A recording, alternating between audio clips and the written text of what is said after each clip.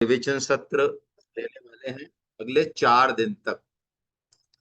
तो आज हम तृतीय अध्याय जो कि कर्म योग है उसका उसके बारे में थोड़ी चर्चा करेंगे। कर्म योग जैसे कि इसका हम जानते हैं कि हर अध्याय पिछले अध्याय से कनेक्टेड है, उससे निकला है वास्तव में। यदि हम गीता के सभी अध्यायों को इस एंगल से देखें तो हर अध्याय ऐसे एब्रप्टली नहीं जो है चालू हुआ है, वो बिल्कुल पिछले अध्याय के सीक्वेंस में है। तो पिछले अध्याय में जो दूसरा अध्याय था जिसका कि नाम था सांख्योग, हालांकि उसमें सिर्फ सांख्योग का ही वर्णन नहीं था, क्योंकि पहले उसमें सांख्योग का वर्णन किया भगवान ने और फिर जो है कर्म योग का वर्णन किया।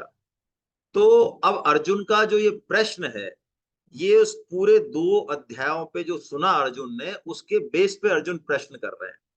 और इस प्रश्न से बड़ा स्पष्ट है एक चीज कि हम लोग, क्योंकि अर्जुन हमारा रोल कर रहे हैं, हम लोग बहुत आगे तक साधन करते हुए भी बहुत सालों तक अपना मताग्रह छोड़ नहीं पाते हैं। अर्जुन के प्रश्न से ये बात बड़ी स्पष्ट है। क्यों? भगवान ने सांख्योग बताया, बहुत स्पष्ट रूप से बताया, जिसमें विवेक की प्रधानता है। विवेक और बुद्धि में बहुत अंतर है, जमीन आसमान का। और फिर भगवान ने विवेक की प्रधानता की बात करके, सांख्योग की बात करके, और फिर भगवान ने कर्म योग की बात बताई। और जब कर्म योग भगवान बताने लगे तो वहां भगवान ने बहुत स्पष्ट रूप से ये कहा था कि अर्जुन, जिस चीज को तू सांख्य योग से प्राप्त करेगा उसी समता को तू कर्म योग से भी प्राप्त कर सकता है। यानी भगवान का आशय तो ये था कि तुझे जंगल जाके कोई सन्यासी बनने की जरूरत नहीं है। तेरा जो वर्णाश्रम धर्म है, तेरा जो कर्तव्य कर्म है, उसी से तू उस चीज को प्राप्त कर सकता है। और ये बात बिल्कुल स्पष्ट है गीता की 6वें अध्याय में। तो भगवान ने बिल्कुल क्रिस्टल क्लियर कर दिया पहले ही श्लोक में कि भगवान ने योगी को और सन्यासी को एक कर दिया। 6वें अध्याय के पहले श्लोक को यदि हम देखें तो वहां तो भगवान ने इतना कर दिया कि योगी और सन्यासी ये दोनों एक ही हैं, अलग अलग नहीं है। हाँ, रास्ते अलग अलग है, लेकिन अर्जुन के मन में मताग्रह है, बड़ा जबरदस्त मताग्रह है। काय का मताग्रह है? अर्जुन युद्ध नहीं करना चाहते। तो भगवान के जो उपदेश है उसको अर्जुन अपने ही हिसाब से घटाते हैं। वो ये सोचते हैं कि भगवान बुद्धि मतलब ज्ञान की प्रशंसा कर रहे हैं। मुझे ज्ञान योग से जो है जब चीजें प्राप्त हो रही हैं, तो फिर ये कर्म योग की बात क्यों बता रहे हैं भगवान, जबकि मैं तो ज्ञान योग से चला जाऊंगा जहां मुझे जाना है। जिस श्रेय की मुझे प्राप्ति करनी है, जिस कल्याण की मुझे प्राप्ति करनी है, वो तो ज्ञान मार्ग से बड़े आराम से हो जाएगा। ये फालतू हिंसा करने से, स्वजनों को मारने से क्या फायदा है भाई? तो अर्जुन यहाँ पर यही प्रश्न करते हैं शुरू में ही 3रे अध्याय में कि प्रभु, आप मुझे घोर कर्म में क्यों लगा रहे हैं? घोर कर्म में क्यों लगा रहे हैं? अब इसमें स्वामी जी महाराज ने एक बात बड़ी स्पष्ट करी है कि कर्म अपने वर्णाश्रम के हिसाब से घोर या सॉफ्ट या सौम्य हो सकता है, लेकिन कर्तव्य कर्म कभी भी घोर या सौम्य नहीं होता। यानी जो फांसी के फंदे पे लटकाता है किसी को, सरकारी नौकरी है उसकी, तो उसका कर्म घोर है, लेकिन उसका तो कर्तव्य कर्म है भाई वो, उसके लिए कोई घोर नहीं है वो, है ना? जैसे क्षत्रिय है, क्षत्रिय 1000 आदमियों के बीच में भी हो सकता है लड़के और रक्षा कर ले देश की, समाज की, परिवार की, है ना? चारों तरफ बम वर्षा हो रही हो, तलवारें चल रही हो, वहां पे भी क्षत्रिय जो है ये काम कर सकता है। और हमें लगता है हम ऐसा सीन भी देख लें तो हो सकता है हमारा जो है कपड़े गीले हो जाए, है? लेकिन क्षत्रिय के लिए वो घोर कर्म नहीं है। क्यों? कर्तव्य कर्म हमेशा अपनी नाप का होता है, ये हम ध्यान रखें। कर्तव्य कर्म, हमारी जो नाप है ना, नाप किसकी? हमारे सामर्थ्य की, है ना? उसके अनुसार कर्तव्य कर्म होता है।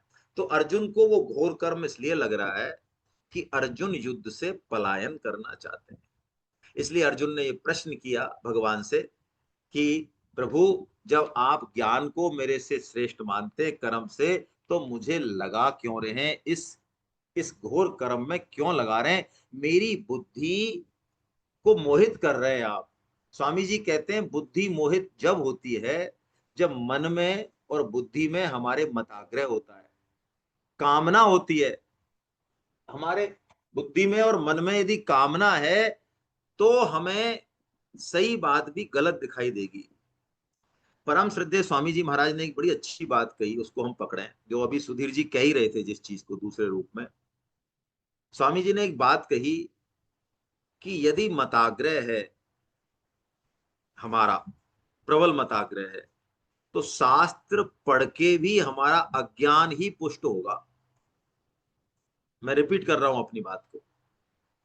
यदि हमारा मताग्रह है किसी भी चीज के प्रति, किसी मत के प्रति, तो हम शास्त्र पढ़ रहे हैं, जैसे गीता पढ़ रहे हैं, भागवत पढ़ रहे हैं, तो वो पढ़ते हुए भी हमारा अज्ञान ही पुष्ट होगा, अज्ञान की निवृत्ति नहीं होगी। आप कहेंगे ये क्या बात हुई साहब? हाँ, ये यही बात हुई।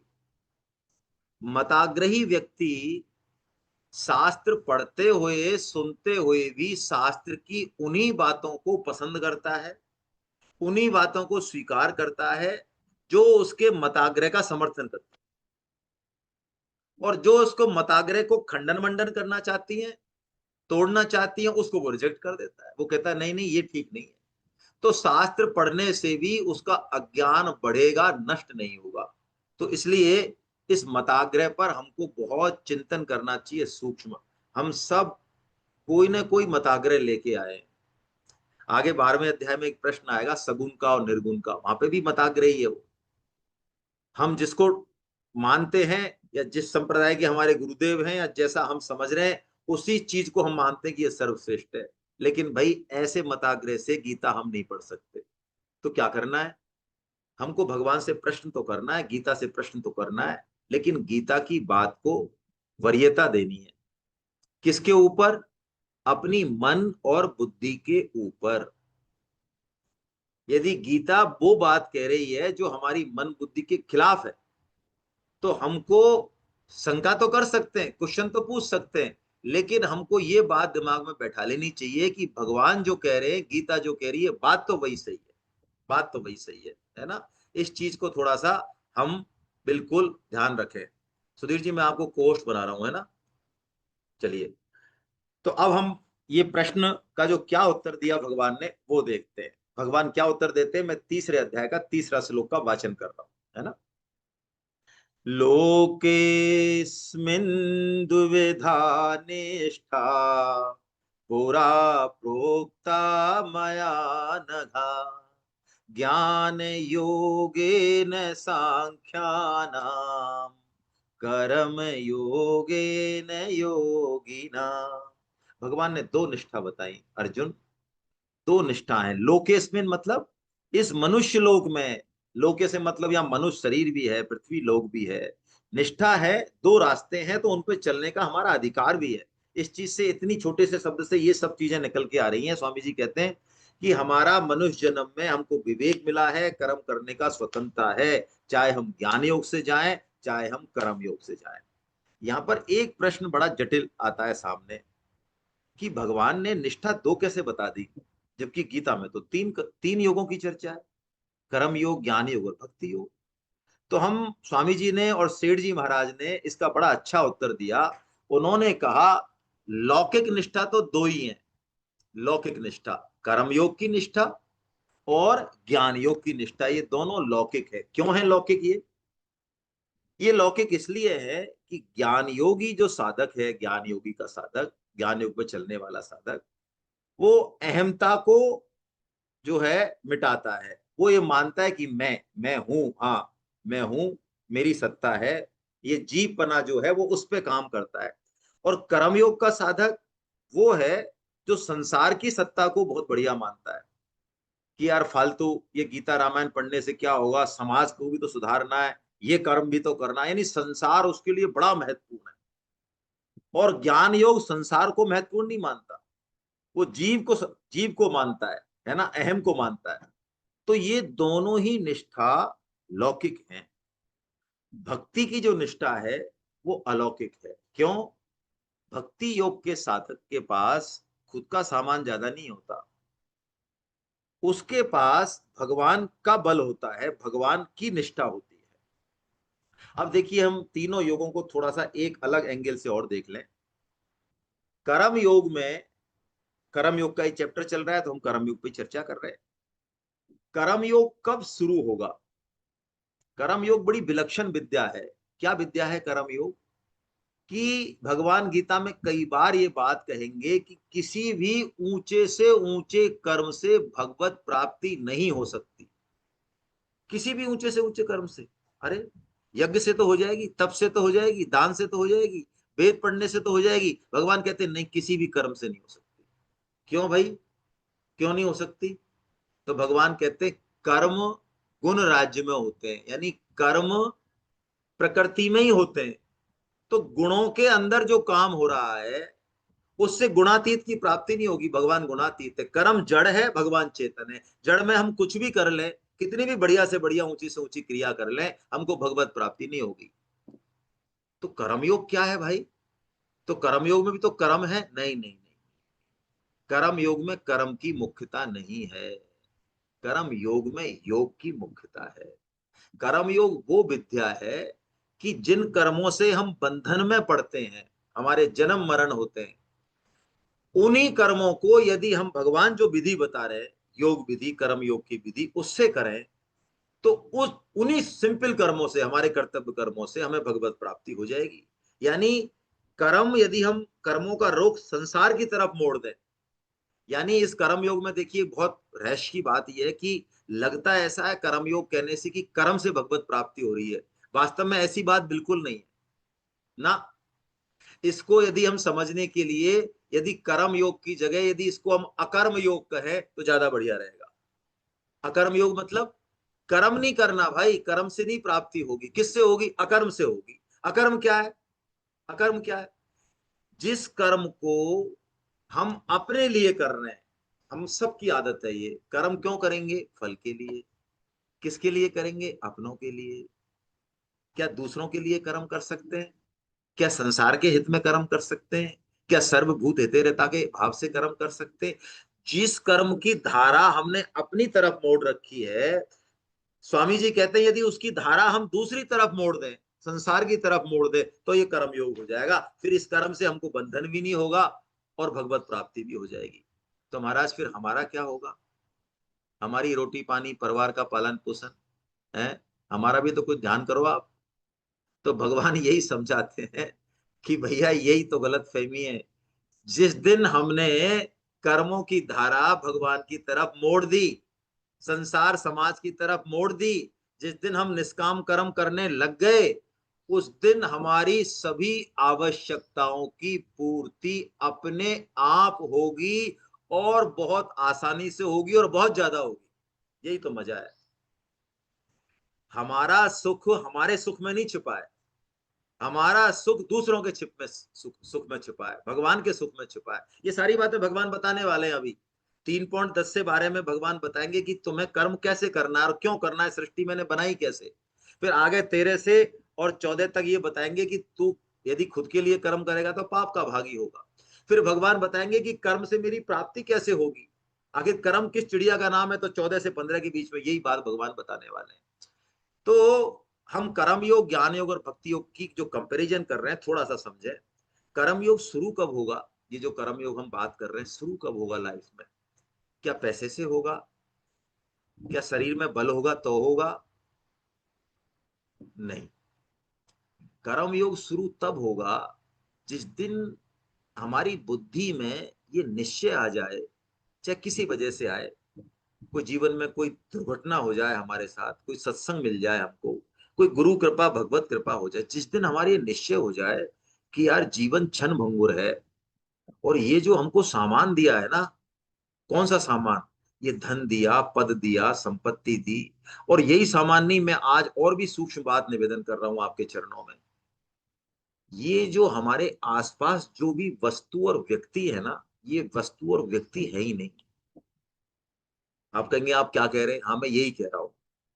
हमारी पत्नी पत्नी नहीं है, वो पत्नी के रूप में हमारा कर्म खड़ा है सामने। हमारा पुत्र पुत्र नहीं है, वो हमें लग रहा है पुत्र है, वो हमारा कर्म खड़ा है कोई। हमारे पीछे के जन्मों का एक पूरा, एक बहुत मैथमेटिकल साइंटिफिक एक सिस्टम भगवान ने हमारे चारों तरफ अड़ंगा खड़ा किया है।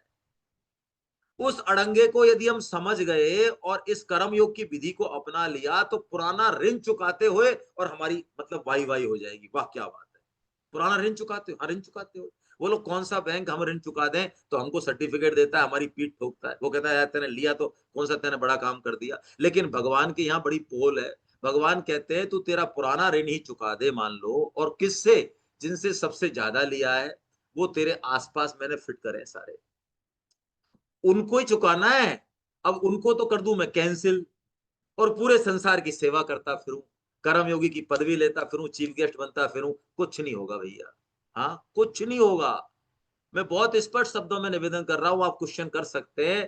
पूरे संसार को खाना खिलाने से, पूरे संसार का फायदा परोपकार करने से भी कुछ नहीं होगा, कुछ नहीं होगा, कुछ नहीं होगा। आप कहेंगे ये बात जची नहीं, तो मैं आपसे एक चीज पूछता हूं, चलो जची नहीं तो, मेरे ऊपर 50 लाख का कर्जा है और मैं जो है फालतू गाड़ी खरीदता घूम रहा हूं और इधर उधर परोपकार करता घूम रहा हूं, तो मेरे के लिए ये ठीक है? पहले मुझे कर्जा चुकाना चाहिए, कर्जा चुकाना चाहिए भाई, पहले मैं कर्जा तो चुकाऊं। तो कर्म योग वास्तव में कर्जा चुकाने की विधि है। तो जिस दिन ये निश्चय हो गया दिमाग में कि जीवन क्षण भंगुर है और ये लोग जो है ये सारे ये सेवा के लिए है, यानी जिस दिन संसार भोगालय की जगह मेरे दिमाग में ये आ गया कि सेवालय है, सेवालय मतलब ये सेवा के लिए तो मेरे सब अपने, पुत्र अपना, पत्नी अपनी, पति सब अपने, हाँ सब अपने, पूरा संसार अपना है, लेकिन भोग के लिए, सुख के लिए मेरा कोई अपना नहीं। जिस दिन ये निश्चय आ गया, ये निश्चयात्मक बुद्धि जिस दिन आ गई, उस दिन से कर्म योग शुरू होगा, इससे पहले कर्म योग शुरू नहीं होगा। इसलिए आप यदि याद करें सज्जनों, तो भगवान ने जब कर्म योग शुरू किया तो 2.41 में सबसे पहले उन्होंने निश्चयात्मक बुद्धि की बात करी। व्यवसाय आत्मका बुद्धि रेके कुरु कर, एक स्ट्रेट फॉरवर्ड बुद्धि होगी कि अब ये जो कुछ है ये मेरा नहीं है, ये मेरा नहीं है, ये मेरे लिए नहीं है, ये कर्म योग की सामग्री है। कौन? जो भी है सब कुछ, इससे मेरा पेट पालन तो होगा, सबका होगा, लेकिन मुझे बाकी सब जो है हित में लगाना है। तो ये निश्चयात्मक बुद्धि से तो कर्म योग शुरू होगा। इसमें निश्चयात्मक बुद्धि की प्रधानता है, ज्ञान योग में विवेक की प्रधानता है। विवेक मतलब ज्ञान योग का साधक ऐसा होता है कि उसको संसार में कुछ दिखता ही नहीं है। वो ये स्पष्ट महसूस करता है कि ये शरीर और संसार ये नाश में जा रहे हैं, जाने वाले हैं, इनका आश्रय मैं नहीं रखने वाला हूं। मौत हर दिन हर पल हो रही है, ऐसा उसका उसको कहीं भी संसार में सुख बुद्धि नहीं है, ना पुत्र में, ना पत्नी में, ना धन में, ना पद में, कहीं नहीं है उसके। वैराग्य उसके जीवन में, वैराग्य होगा तो विवेक प्रकट होगा, नहीं विवेक प्रकट होगा ही नहीं। तो ज्ञान योग में विवेक की महत्ता है। और भक्ति योग में भगवान के प्रति निष्ठा, श्रद्धा और विश्वास की महत्ता है। इनमें दोनों में जानना महत्वपूर्ण है और भक्ति योग में मानना महत्वपूर्ण है, मानना। लेकिन स्वामी जी कहते हैं जानना और मानना ये दोनों बराबर है, इज इक्वल टू का निशान लगा लो आप, जानना इज इक्वल टू मानना। क्यों भाई? अरे यदि हम दृढ़ता पूर्वक मान लें सच्ची बात को, गलत बात को नहीं, सच्ची बात को दृढ़ता पूर्वक मान लें, तो स्वामी जी कहते हैं वो जानने से ज्यादा है। हमने अपने माँ बाप को जाना या माना? बोलो। किसी ने डीएनए टेस्ट कराया, सपोज हम बदल गए हो हॉस्पिटल में, तो लोग कहेंगे साहब हमें तो हमारी माँ ने दूध पिलाया, हमने देखा है भाई यही तो है हमारी माँ सब। अरे बदल गए हो तो डीएनए टेस्ट कराने के बाद ही तो पता चलेगा कि हमारे माता पिता कौन है। लेकिन हमने माना और मानने से हमारा काम भी हो रहा है। और अध्यात्म में तो मानने से जानना हो जाता है। कोई यदि साइंस की बात करे तो हम भी वही स्टूडेंट रहे साइंस के, वहां पे भी हमने मैथमेटिक्स के, फिजिक्स के जो सूत्र सॉल्व किए उसमें सबसे पहले हम यही काम करते हैं। Suppose A is equal to फलाना और बी इज इक्वल टू ये फलाना, तो ये इक्वेशन बाद में जाके सॉल्व हो गई, तो पहले माना तो फिर जाना, तो ये काम हो गया। तो ये दो निष्ठा लौकिक है, एक अलौकिक निष्ठा है। और सेठ जी महाराज ने ये बताया कि कर्म योग की निष्ठा, क्योंकि कर्म योग दो तरह का है, कर्म योग में दो ब्रांच है। कर्म योग में एक तो वो लोग हैं जो संसार और समाज और परोपकार की जिनके दिमाग में बहुत ज्यादा महत्ता है, तो वो उसी मार्ग से जाएं, लेकिन करें निष्काम कर्म। और एक वो हैं जिनके संसार की महत्ता नहीं है, परोपकार की महत्ता नहीं है, जिनके कल्याण की महत्ता है कि मेरा कल्याण होना चाहिए। ये जो है पहले ये वाले कल्याण वाले, ये धीरे धीरे भगवान की तरफ इनका इनका प्रेम, इनका विश्वास, इनकी निष्ठा बढ़ती जाती है, और यही जो कर्म योग है, ये भक्ति प्रधान कर्म योग बन जाता है, भक्ति बन जाती है। और पहला वाला कर्म प्रधान कर्म योग रह जाता है। तो ये तीनों निष्ठा हो गई, है ना। अब हम एक बात और समझे इसमें थोड़ी सी रहस्यमयी। हमने ये तो बता दिया कर्म योग में निश्चयात्मक बुद्धि चाहिए, ज्ञान योग में विवेक चाहिए, और भक्ति योग में भगवान का आश्रय चाहिए, श्रद्धा चाहिए। लेकिन क्या किसी भी योग को हम अपनाएं तो क्या एक से काम चल जाएगा? बिल्कुल नहीं चलेगा। ये ध्यान रखें। ये बहुत बहुत ही जरूरी चीज है ये। कर्म योग के साधक में प्रधानता होगी निश्चयात्मक बुद्धि की, लेकिन उसके पास विवेक भी होगा। वो भगवान का भी आश्रय लेगा, क्योंकि भगवान के बिना तो भाई कुछ हो नहीं सकता। निधान ही वही है, दोनों के विधान ही वही कर रहे हैं कि इनसे कल्याण होगा। तो भगवत, हाँ, वो भगवान को माने नहीं माने उससे कोई फर्क नहीं पड़ेगा ना, उससे कोई फर्क नहीं पड़ेगा। लेकिन तीनों ही चीज चाहिए, जब जाके काम होगा। तो भगवान ने ये बात कर दी, और भगवान ने आगे अब कहा, अर्जुन तू ये मत समझे कि तुझे कर्म नहीं करना पड़ेगा, कर्म तो तुझे करना ही पड़ेगा। बिना कर्म करे तो तू रह भी नहीं सकता एक क्षण, तेरी शरीर यात्रा भी पूरी नहीं होगी, यानी तेरा निर्वाह भी नहीं होगा। वैसे शरीर यात्रा का ये भी मतलब बताया कि शरीर रूपी इंजन का जो लक्ष्य है, यानी भगवत प्राप्ति, वो भी पूरा नहीं होगा तेरा। तो कर्म तो तुझे करना है। तो कर्म करना है अर्जुन, तो तू कैसे कर्म कर, मैं बता रहा हूं, जैसे ही कर लेना। तो भगवान ने ये 3.9 जो बोला, और बाद में 3.19 जो बोला, आप ऐसा मान लें कि बिल्कुल कर्म योग को निचोड़ के रख दिया भगवान ने 2 श्लोकों में, बिल्कुल शानदार तरीके से।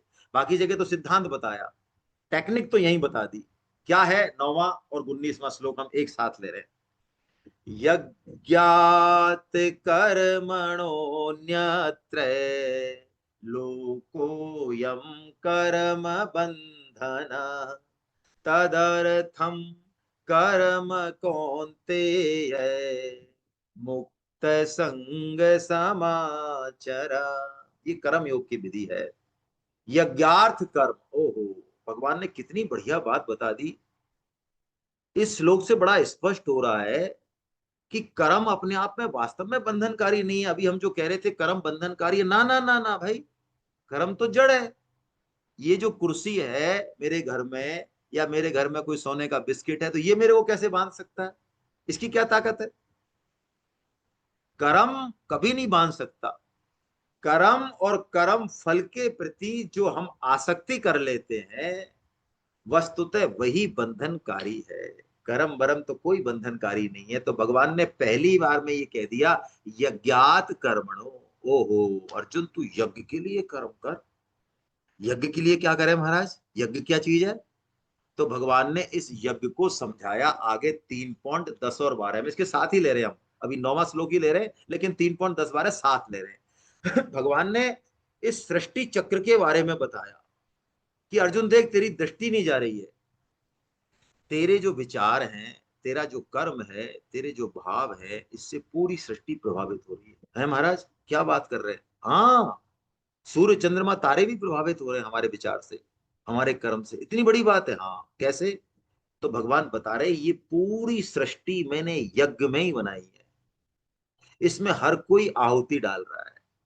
कैसा भी क्रूर से क्रूर पशु है, वो भी आहुति डाल रहा है। सांप भी आहुति डाल रहा है, हाँ, सांप आहुति डाल रहा है। ये वैज्ञानिकों ने रिसर्च की तो हमारी बात समझ में आती है। ये सर्प जो है ना, सर्प को हम मार देते हैं, तो वैज्ञानिकों ने बताया कि सर्प यदि सारे खत्म हो जाएंगे तो हम सब खत्म हो जाएंगे जहर से। अरे भाई, सर्प खत्म होने से तो जहर खत्म होगा, हम कैसे खत्म हो जाएंगे? फालतू की बात करते हो। तो वैज्ञानिकों ने कहा, ये सर्प जो है ना, सर्प और ऐसी प्रजाति, ये वायुमंडल से जो भी विषैली गैस है, जो जहर अंश है, उसको खींचते ही है, और हमारे लिए शुद्ध वायु मिलती है। अब बताइए, सर्प हमारे लिए फायदेमंद रहा कि नुकसानदायक रहा? यानी पशु हो, पक्षी हो, पेड़ हो, पहाड़ हो, समुद्र हो, नदी हो, कुछ भी हो, ये पूरी सृष्टि यज्ञ में आहुति दे रही है अपनी। खुद के लिए कुछ नहीं, तो आहुति दे रही है, उससे काम चल रहा है, सबका एक दूसरे से काम चल रहा है। एक मनुष्य ऐसा प्राणी है जिसको इनसे और ऊंचा उठना चाहिए था, लेकिन वो आहुति देने के बजाय वो सारी चीज खुद के लिए उसने प्रकृति को भोग, अपने को भोक्ता मान लिया कि ये सारे पहाड़, नदी, ये सारा सिस्टम, समाज, देश, ये भोगने के, ये सब मेरे लिए है, इनको मैं भोगूंगा। मैं किसको जो है कर्तव्य पालन करूंगा, किसके प्रति मैं किसको सुख पहुंचाऊंगा, ये बात तो नहीं आई दिमाग में। मेरा कर्तव्य क्या है समाज के प्रति, परिवार के प्रति, किसी रिश्ते के प्रति, ये बात दिमाग में नहीं आई। दिमाग में क्या बात आ गई, ये सब लोग मेरे लिए काम करें, ये वैसे रहें जैसे मैं चाहता हूं, जिससे मुझे सुख मिले, बस तो हो गया काम। ये उल्टा हो गया। तो ये जैसे ही हमने किया, अब हम बंधने वाले हैं, ध्यान रखें, बंधने वाले हैं। चाहे हम कितना ही बढ़िया कर रहे हो किसी के साथ, क्यों कर रहे हैं हम बढ़िया? क्योंकि उससे हमको सुख मिल रहा है। यदि मुझे मेरे शरीर को कोई सुख दे रहा है और मैं उसके लिए बहुत बढ़िया बढ़िया काम कर रहा हूँ, बढ़िया, है ना, आभूषण और कपड़े और सब काम कर रहा हूँ, अच्छी बात नहीं है ये। अच्छी मतलब ये कोई ऐसा कर्म नहीं है, इससे मुक्त हो जाएंगे, तो बंधनकारी है। क्यों? अल्टीमेटली मैं मेरे सुख पे तो दृष्टि कर रहा हूं। तो भगवान ने क्या कह दिया कि यज्ञात कर्मणो, तेरे को यज्ञ भाव से कर्म करना है। अन्यत्र कर्म यदि करेगा, अन्यत्र कर्म मतलब ये जो अभी बताया कि मैं भोगता, मेरे को सुख, है ना, तो भगवान ने कहा ये अन्यत्र कर्म हो जाएगा। फिर वो कितना ही ऊंचा कर्म हो, दक्ष के यज्ञ जैसा उत्कृष्ट कर्म भी उसका सर्वनाश कर देगा, दक्ष के यज्ञ का। तो भगवान ने कहा अन्यत्र कर्म तो बंधन वाला है अर्जुन, लेकिन तू कैसे कर्म कर, तदर्थम। ओहो, तदर्थम कर्म कौन थे, उसके लिए कर, परमात्मा के लिए कर। वही परमात्मा परिवार के जनों के रूप में है, वही परमात्मा सृष्टि के रूप में प्रस्फुटित है, तो उसके लिए कर्म कर। तो क्या होगा? तो भगवान कह रहे हैं तू उसके लिए कर्म करेगा तो तेरी जितनी भी आवश्यकता है वो अपने आप पूरी हो जाएंगी, बिना मांगे, हाँ बिना मांगे, और बहुत अच्छे तरीके से, बहुत अच्छे तरीके से। देखिए, मैं चोरी करके ड्राई फ्रूट्स खाऊं या कोई विटामिन प्रोटीन्स खाऊं और मेरे मन में ग्लानि है कि मैं चोर लाया या मैंने ऐसे घटिया कर्म करके, तो अध्यात्म में कहता है कि हम वस्तु का भक्षण तो कर सकते हैं, लेकिन वस्तु के अंदर भी कई लेयर है।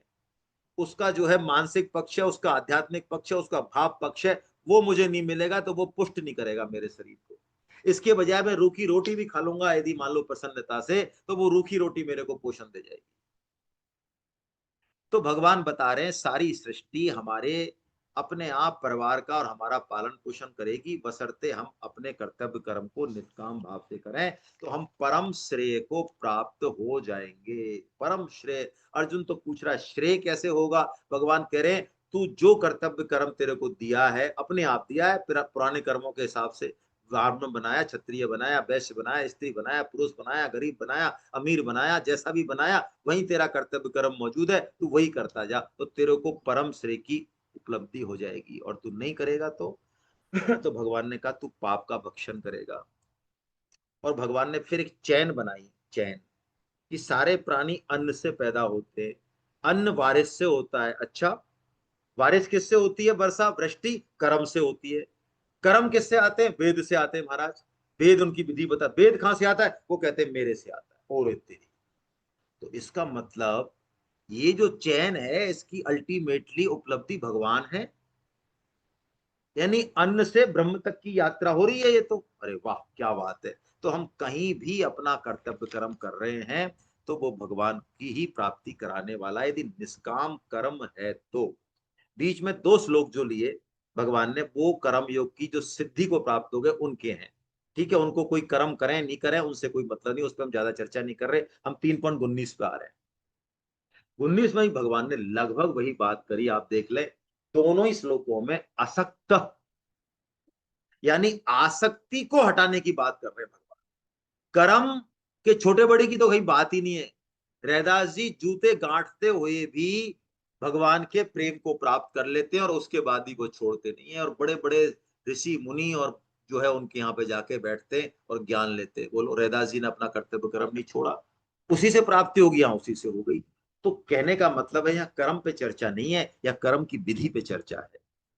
तस्मादसक्त सततम कार्यम कर्म समाचर, असक्तो हि आचरन् कर्म परमाप्नोति पुरुषा। वाह क्या बढ़िया बात।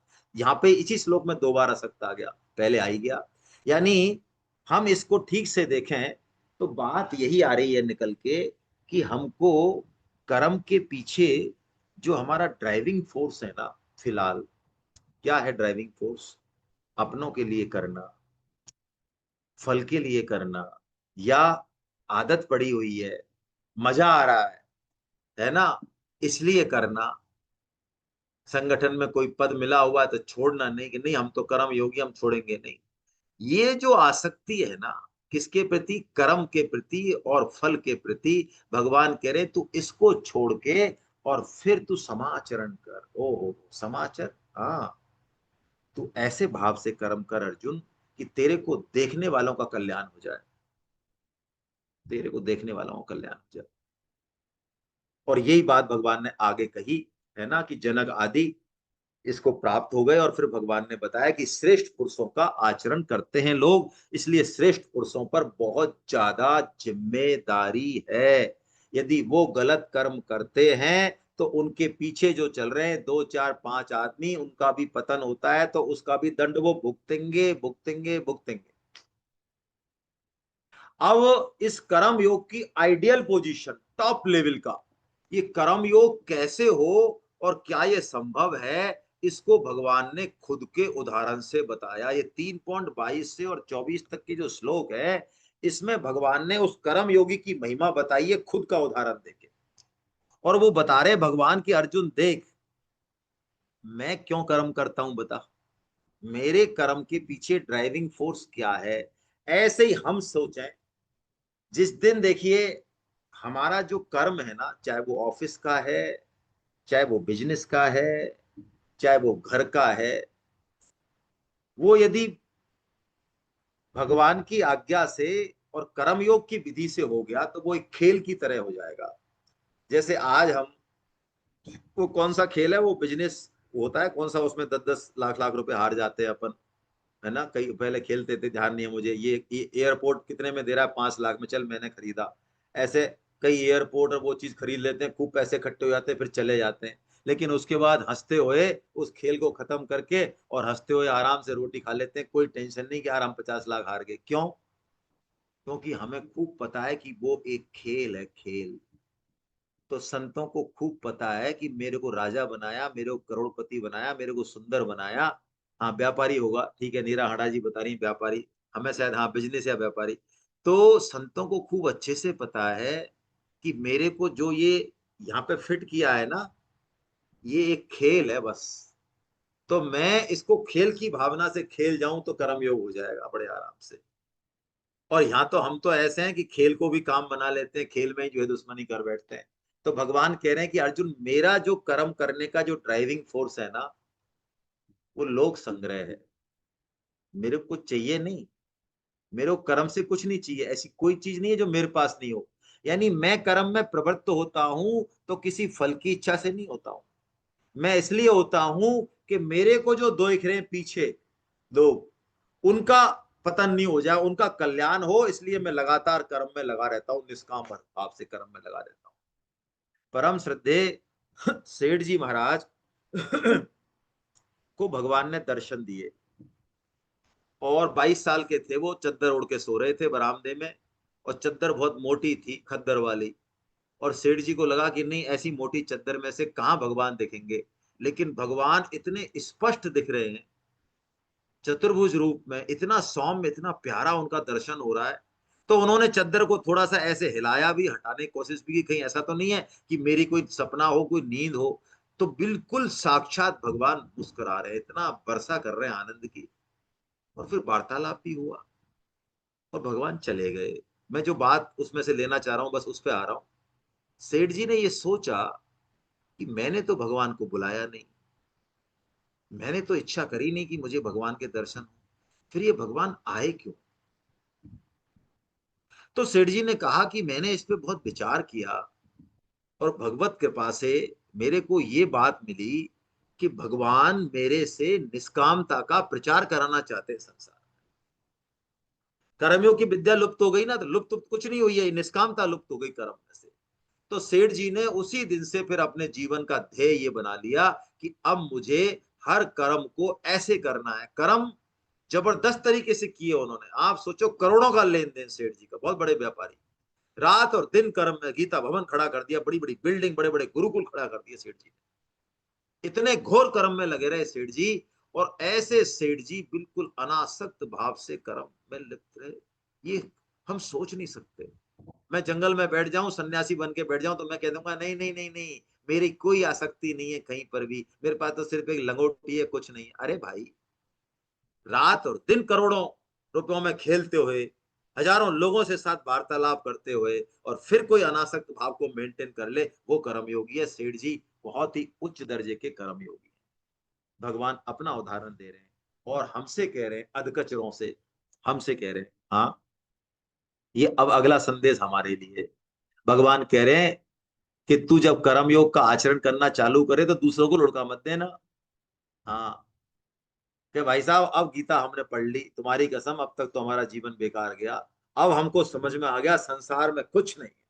हाँ, अच्छा, तो भाई साहब रह कहाँ रहे हो आजकल? हैं, कहाँ रह रहे हो? और यूपीआई का पासवर्ड क्या आपने व्हाट्सएप पे पोस्ट कर दिया क्या सबको? और आपकी बैंक की पासबुक क्या सबको बता दी?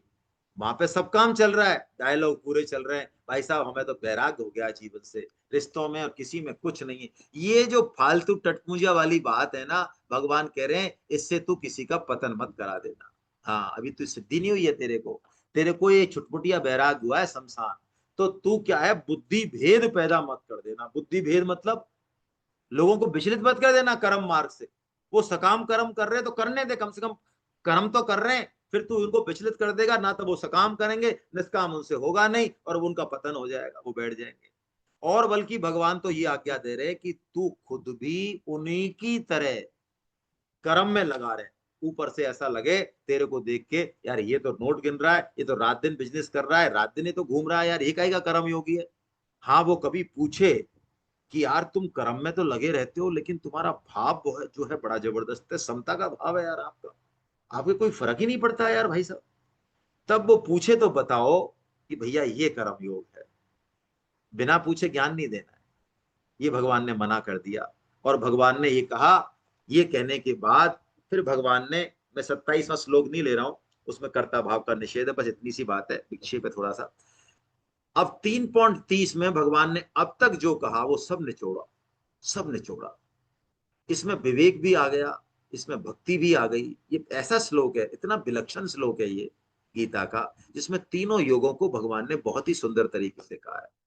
30वां श्लोक, मयि सर्वाणि कर्माणि संन्यस्याध्यात्मचेतसा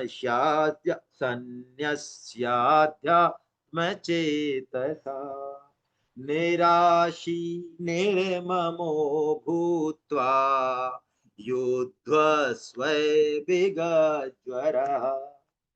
बहुत प्यारे शब्द है भाई, एक एक शब्द की व्याख्या करने को मन है, लेकिन चलिए। हम युद्ध तो करते हैं, युद्ध तो करते हैं हम, युद्ध मतलब हमारा कर्तव्य कर्म। लेकिन बुरा मत मानना सज्जनों, हम सब ज्वर के सहित काम करते हैं। आवेश है हम एक बहुत जबरदस्त तरीके का। हम भूत है, भूत।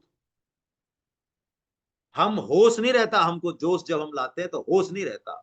हम किसी ज्वर में ऐसे ऐसे काम करते हैं कि बस तू अब रोक मत देना मेरे को, मैंने जो समझा है और मैंने जो किया है ना, वही ठीक है। जैसे सेमिनार में कई साधक बोलते हैं, अब भाई साहब हमको समझ में आ गया, अब तो गीता के एक एक श्लोक को अच्छे से देखना है, और ये करना है और वो करना है। तो मैं प्रचार कब करोगे? अरे भाई साहब, पहले हम समझेंगे, अब हमारे समझ में आ गई। हम तो प्रचार विचार तो जब करेंगे जनाब, पहले हमारे समझ में आएगी। तो मैं समझ में तो गीता स्वामी जी के 100 साल में नहीं आई भैया, तेरे आ जाएगी क्या? लेकिन नहीं, ज्वर है, ज्वर है। ज्वर मतलब मदहोशी, मताग्रह। भगवान कह रहे हैं तू कर्तव्य कर्म तो कर, लेकिन विगत ज्वर। ओहो, ये अध्यात्म चेतसा, अरे तेरा विवेक जागृत होना चाहिए। अध्यात्म चेतसा का मतलब है। और किसके लिए कर्म? अब तू किसी के लिए कर्म मत कर। अब तक जो तू कर रहा था खुद के लिए परवाह, ना ना ना ना ना ना, मई सर्वाणि कर्माणि, ओहो, मेरे लिए कर। हाँ, और मैं नहीं दिखूं? अरे मैं दिख तो रहा हूं, पत्नी के रूप में, पुत्र के रूप में, पति के रूप में, सब जगह मैं ही तो हूं। मेरे लिए कर। अच्छा, वाह क्या बात है। लेकिन वहां वो नहीं दिखे बाहरी रूप से, भगवान दिखे अंदर, क्योंकि है ही भगवान। वाह, हो गया काम। बस निराशी निर्ममो, ये निर्मम क्या है? ये वही आसक्ति रहित होना है। और आशा संसार की छोड़ दें। कर्म से भी आशा नहीं करें, फल की आशा बिल्कुल नहीं करें। फल का विधान भगवान के हाथ में, हम समझ चुके हैं। भगवान ने कहा तू मुझे मत मान, तू मेरी बात मान लेगा तो भी तेरा काम हो जाएगा, और मेरी बात नहीं मानेगा अर्जुन तो तू नष्ट हो जाएगा, नष्ट हो जाएगा। और भगवान ने अब अंत में एक चाबी दी अर्जुन को कि अर्जुन तू कर्मयोग की मैंने सारी टेक्निक तेरे को बता दी, एक गड़बड़ का ध्यान रखना बस। इस गड़बड़ के, जब तक ये गड़बड़ चलती रहेगी, वही विगत ज्वरा को भगवान एक्सप्लेन कर रहे हैं, है ना। जब तक ये गड़बड़ होगी, कर्मयोग ठीक से नहीं होगा, तो भगवान ने 3.34 बोला कि अर्जुन, ज्वर क्या है? भाई साहब ये मेरे को बहुत अच्छा लगता है, ये वाला कर्म, ये वाला कर्म ही करूंगा मैं तो। अच्छा नहीं, जरूरत नहीं है भाई, जरूरत नहीं है। अब खाना खा लिया सबने, अब रबड़ी छोड़ दे, अब पानी की जरूरत है। लोग परेशान हो रहे हैं, पानी पे आ जा भाई। नहीं नहीं, अरे भाई ये तो नहीं करूंगा और ये करूंगा, ये राग और द्वेष, राग और द्वेष, राग और द्वेष। ये राग द्वेष जब तक रहेंगे, बड़े से बड़े शुभ कर्म से भी पतन होगा, पतन होगा और पतन होगा। और राग द्वेष नहीं होंगे तो कोई भी छोटे से छोटे कर्म से, हाँ, खाना खाने से, फ्रेश होने से, बाथरूम जाने से और शरीर को नहलाने जैसे कामों से भी कल्याण हो जाएगा। बोलो, राग द्वेष ही माया है, भगवान बताएंगे आगे। तो अब अर्जुन ने प्रश्न किया कि महाराज चलो बहुत बढ़िया है, भगवान ने एक बात और कह दी कि तू स्वधर्म में प्रतिष्ठित हो जा, है ना। राग के बसीभूत के दूसरी जगह मत चले जाना। तेरे को मैंने बेस्ट जगह फिट किया है। तेरे को अभी जो फिट किया है, जो वर्ण दिया है, जो आश्रम दिया है, जो परिवार दिया है, वो बेस्ट टू बेस्ट है। इधर उधर मत भाग जाना, वरना तेरा पतन हो जाएगा, गड़बड़ मत करना, ठीक है। तो अर्जुन ने पूछा महाराज, तो फिर आदमी ठीक रास्ते पे क्यों नहीं चलता है? ये इधर उधर क्यों डेविएट हो जाता है? पाप का आचरण, अधर्म का आचरण, विधर्म का आचरण क्यों करता है? स्वधर्म को क्यों छोड़ देता है? ये तो मेरे को बताओ। तो भगवान ने स्पष्ट जवाब दे दिया, काम ऐसे ही, क्रोध ऐसे, काम कामना, रजोगुण, तृष्णा, आसक्ति, जिस दिन कामना हमारे कर्म का ड्राइविंग फोर्स नहीं रहेगी, उस दिन कर्म योग बहुत अच्छे से होने लग जाएगा। और जब तक कर्म के पीछे कामना है, चाहे कितनी भी सूक्ष्म है, चाहे फल नहीं चाहिए, मान बढ़ाई चाहिए, चाहे कुछ और चाहिए, चाहिए लेकिन कुछ न कुछ, लोग अच्छा कहें, कुछ भी चाहिए, नाम हो जाए मेरा, लोग जाने, कुछ भी चाहिए चाहे, जब तक थोड़ी सी भी कामना है, बड़े से बड़ा कर्म भी पतन कराएगा। बहुत स्पष्ट बात है भाई। भगवान ने कहा कामना के कारण तू गलत काम करता है। हम जो ये फंसते हैं ना, जीवन में जो चोट होती है हमारे संग, वो भी कामना के कारण होती है। रिश्तों में जो कड़बड़ाहट है, वो भी कामना के कारण है। पक्की बात है ये। इसकी परत दर परत उधाड़ेंगे, उगाड़ेंगे हम तो मिल जाएगी ये बात हमको। यदि मेरी कामना बहुत कम है या बिल्कुल नहीं है, वो रिश्ता, फिर उसमें काम नहीं रहेगा, उसमें आसक्ति नहीं रहेगी, उसमें प्रेम आ जाएगा। और प्रेम कभी दुख नहीं देता। हमें रिश्ते दुख देते हैं, इसका मतलब प्रेम नहीं है वहां पे। तो प्रेम तो दुख दे ही नहीं सकता। प्रेम तो मर जाएगा खुद, प्रेम तो त्याग कर देगा सब कुछ, लेकिन प्रेम दुख नहीं देगा। प्रेम में दुख है नहीं। तो भगवान ने कहा तू कामना के कारण फंस रहा है अर्जुन। इस कामना ने तेरे विवेक को ढक लिया है। ओ हो, हाँ, विवेक को ढकने का काम कामना ही करती है। तेरी मन बुद्धि के आवेश में चल रहा है, तू ज्वर में, जैसी तेरी मन बुद्धि कह रही है, वो तेरे को नचा रही है वास्तव में मन बुद्धि, लेकिन तू जिंदगी भर बड़ा खुश है कि मैं अपनी मर्जी से काम कर रहा हूं। तू कुछ भी मर्जी से काम नहीं कर रहा है। तू तो बंधुआ मजदूर है, अपने मन का और अपनी बुद्धि का, है। मन ने कहा रात को 11 बजे कि टीवी देख रहे थे, तो उसमें जो है कोई रबड़ी का या किसी चीज का विज्ञापन आ गया, और ऐसा कामना जगी कि मोटरसाइकिल लेके या कार लेके चले दिए कि वहां मिलेगी, और वहां गए आधे घंटे बाद तो बंद दुकान, फिर कहीं और आए, फिर वहां चालान हो गया, कहीं एक्सीडेंट, आखिर में रबड़ी भी नहीं मिली, और 2 घंटे बाद जो है हाथ पैर उठा के घर आके बैठ के बोलो क्या क्या किया। कामना ही तो है। किसने बेवकूफ बनाया 2 घंटे तक। तो ये छोटा सा उदाहरण मैं इसलिए दे रहा हूं कि जीवन भर हमें लगता है कि हम अपने डिसीजंस ले रहे हैं। हाँ, डिसीजंस ले रहे हैं, मैं अपने जीवन के बारे में डिसीजंस ले रहा हूं। अरे भाई, डिसीजन ले किससे रहे हैं? मन से ले रहे हैं, बुद्धि से ले रहे हैं, तो बुद्धि शुद्ध है क्या? बुद्धि यदि विषम है तो अर्जुन की तरह हाल होगा। अर्जुन को बता रहे हैं कर्म योग, पकड़ रहा है ज्ञान योग। अर्जुन को बता रहे हैं ज्ञान की बात, समता नहीं पकड़ रहा, बुद्धि पकड़ रहा है। तो हमको कामना को हटा के और निष्काम भाव से काम करना है। भगवान ने कहा कि इंद्रियों का राजा मन, मन की राजा बुद्धि, और बुद्धि की भी राजा है ये काम। अरे महाराज, ये तो बहुत बड़े हैं। हाँ, बहुत बड़े हैं ये बुद्धि बुद्धि इसके बस में आने वाले नहीं है ये काम महाराज। हाँ, तो किसके बस में आएंगे महाराज? हमारे पास तो बुद्धि तो है, मन है, इंद्रियां हैं, हम तो इन्हीं से सामान जो है काम कर रहे हैं। ना ना ना ना ना, ये काम भाई साहब तो राम भाई साहब के बस में आएंगे। हाँ हाँ, काम को मारना है तो राम की शरण में जाना पड़ेगा, और कोई तरीका नहीं है। आराम चाहता है तो आराम की तरफ, आराम चाहता है तो आराम की तरफ, और फंदे में फंसना चाहता है तो जा काम की तरफ। ये काम बुद्धि के भी पापा जी हैं। तो इनको यदि मारना है तो भगवान ने कहा एवं बुद्धे परम बुद्धत्वा संस्तभ्य आत्मान आत्माना जहीम शत्रु महाबाहो काम रूपम दुरासनम। भगवान ने काम की बड़ाई करी कि बहुत तगड़ा शत्रु है अर्जुन, ये बहुत तगड़ा है भाई, अच्छे अच्छों को चटनी चटा दी इसने काम ने। हाँ, लेकिन तू इसको मार सकता है कैसे? हमारा तरीका बताओ। तो उन्होंने कहा तरीका यही है कि तू स्वयं से निश्चय कर ले, अपने आत्मरूप उस परमात्मा पे भरोसा करके तू स्वयं से निश्चय कर, यानी राम पे भरोसा करके तू काम को जो है परास्त कर देगा।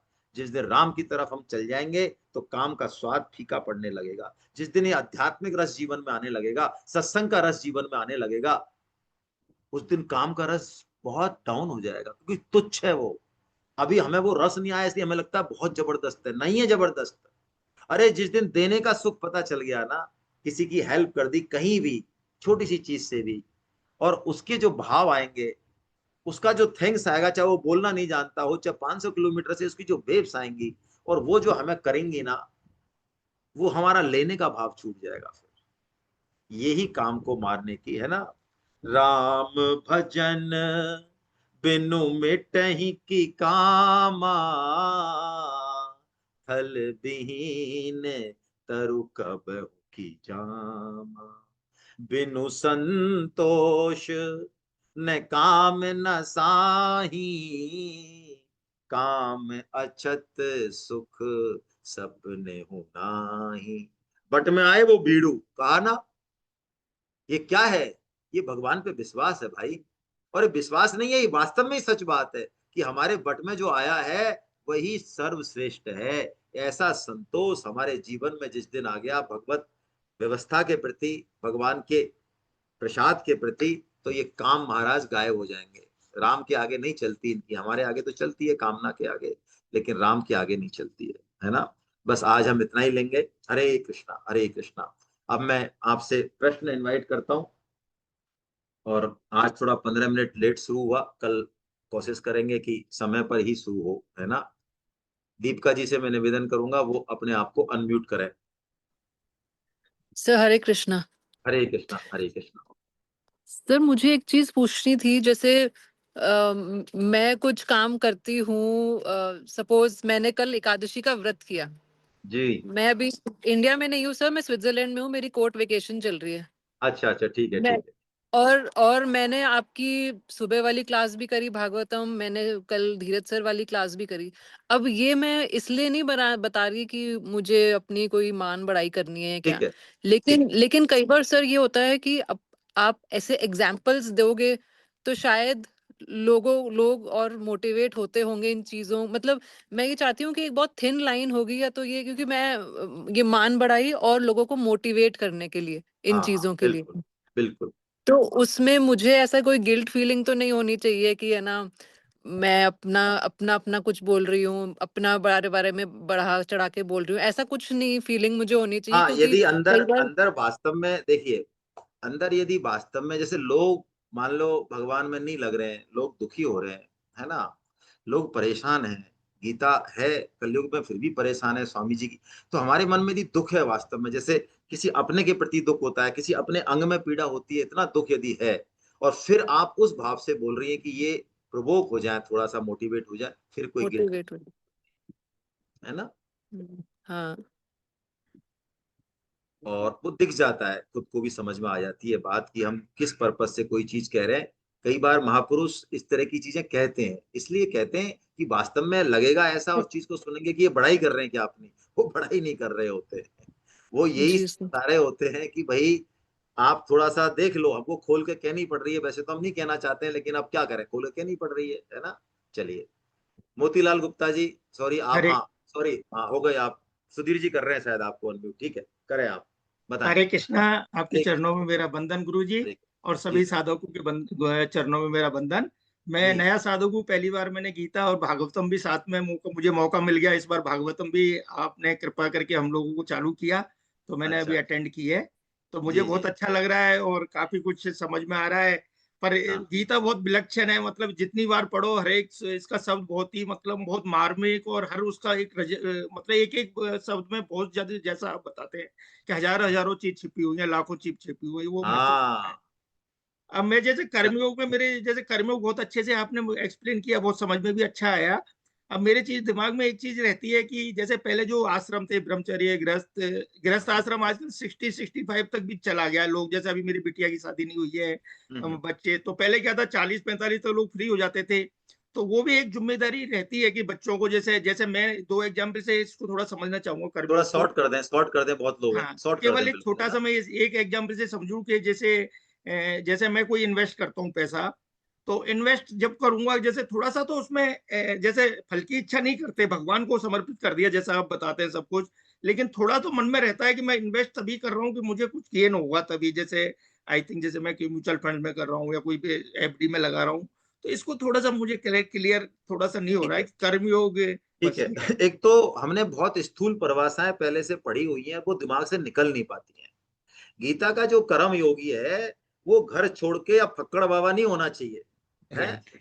हाँ जी। वो करोड़पति अरबपति है। गीता में कहीं भी धन की निंदा नहीं है। अरे राइट। धन थोड़ी बंधन है, बंधन तो, प्रॉब्लम तो यहाँ है ना यार, तो यहाँ ठीक करनी है ना।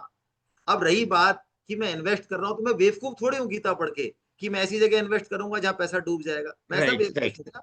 राइट। लेकिन राइट। लेकिन अब आप दूसरी बात सुने, क्या मेरी बुद्धि से जो मैं काम करता हूं क्या हमेशा वैसा ही होता है? क्या मैं इन्वेस्ट करता हूं पूरा सोच समझ के और टेक्निकल एक्सपर्टाइज लेके, तो क्या जैसा मैंने सोचा था वैसा ही होने वाला है? नहीं, वो भगवान के ऊपर है। अब समझे चीज को, बस भगवान हाँ, आप समझे इस चीज को, है ना। जी हाँ, जिस जी हाँ, दिन जी ये हाँ। चीज समझ में आने लग जाएगी तो ऑटोमेटिक चीजें अपने आप, कि आपका जो फील्ड है वो कर्म करने का है, अधिकार के रूप में है ना। बाकी कर्म योगी के रूप में ऐसा नहीं माने कि बेटी का ब्याह भी नहीं करें ठीक से और बाकी जिम्मेदारियां पूरी नहीं करें, अरे नहीं भाई, कर्म योगी सबसे पहले अपने निकट के लोगों की सेवा करेगा। Charity begins from home. समाज की सेवा करने वाले बहुत लोग हैं, लेकिन घर के सदस्यों की पत्नी की सेवा करो आप आज से, बिना कुछ चाहे, कर सकते हो, हाँ तो करो। माता पिता की सेवा करो, बाकी दुनिया को एक तरफ कर दो, एक बार ये काम चालू कर दो आप, और चाहे वो डंडे मारे तब भी, क्योंकि ये ही असली ऋण है जिससे मुक्त होना है। बाहर की सेवा तो हो जाएगी, ठीक है ना। चलिए साहब, डॉक्टर सुधीर उपाध्याय, बहुत बढ़िया मोतीलाल जी, बहुत अच्छा प्रश्न है आपका। सुधीर उपाध्याय साहब अपने हरे आप को, कृष्णा सर, हरे हाँ कृष्णा। हाँ सर 24वें श्लोक में भगवान कहते हैं कि जो वर्ण संकरता वाला हो जाऊं मैं, और एक अर्जुन कहते हैं वर्ण संकरता हो जाएगी, दोनों की वर्ण संकरता में क्या अंतर है? वर्ण संकरता में दोनों के एक ही बात है। वर्ण संकर होना क्या है कि जो हमारा ट्रैक है ना, हम भगवान के अंश हैं। मैं इसका सूक्ष्म अर्थ बता रहा हूँ बस, है ना। हम भगवान के अंश हैं, तो हमारी जो स्वाभाविक रति मति और गति कहाँ होनी चाहिए? भगवान की तरफ होनी चाहिए। अब यदि मेरी रति मति और गति भगवान की तरफ नहीं है, और मैं कहीं भी जो है कुलामंडी खा रहा हूं, है, तो मैं कैसे, कौन हूं मैं वर्ण संकर। अब ये तो देखो, मैंने आध्यात्मिक स्तर पे आपको निवेदन किया, सूक्ष्म स्तर पे भौतिक स्तर भी है इसके, कि अपना जो वंशावली है क्षत्रिय है ना, उसका भी यदि मिसमैच हो गया तो वो वर्ण संकर है, उससे स्वधर्म अलग तरीके से जो है चला जाएगा। तो वहां पे अर्जुन की दृष्टि तो वो है, लेकिन भगवान ने जो वर्ण संकरता की दृष्टि दी है वो ये दी है। हम इसी को पकड़े फिलहाल कलयुग में, है ना, क्योंकि वर्ण आश्रम जो है काफी जटिल होता जा रहा है दिन पे दिन, है ना। पहले की तरह का ट्रैक इतना सिंपल नहीं रहा है। तो हम कम से कम उसको जो नहीं कर सकते उस पर चर्चा करने की बजाय जो हम कर सकते हैं हम उस पर बात करें, है ना। इससे इससे वो वाली वर्ण संकरता भी ठीक हो जाएगी। किसी ने प्रश्न पूछा था कि यदि हमारी दूसरी जाति में शादी हो जाए, दूसरे वर्ण में शादी हो जाए, तो हमारे पितरों का क्या होगा? तर्पण तो लेंगे ही नहीं, वो हानि लेंगे, लेकिन ठाकुर जी के अकाउंट से ले लेंगे। ठाकुर जी के अकाउंट में माल भेजोगे ना आप, तो वहां से ले लेंगे। ठीक है, चलिए साहब, प्रदीप जी रतलाम से, प्रदीप जी। हरे कृष्णा सर। हरे कृष्णा प्रभु, हरे कृष्णा। ये सर मैं चाहता, ये जो श्लोक संख्या 28 है, हाँ, इसको कोई साधारण उदाहरण के साथ एक बार समझा दे तो उत्तम होगा।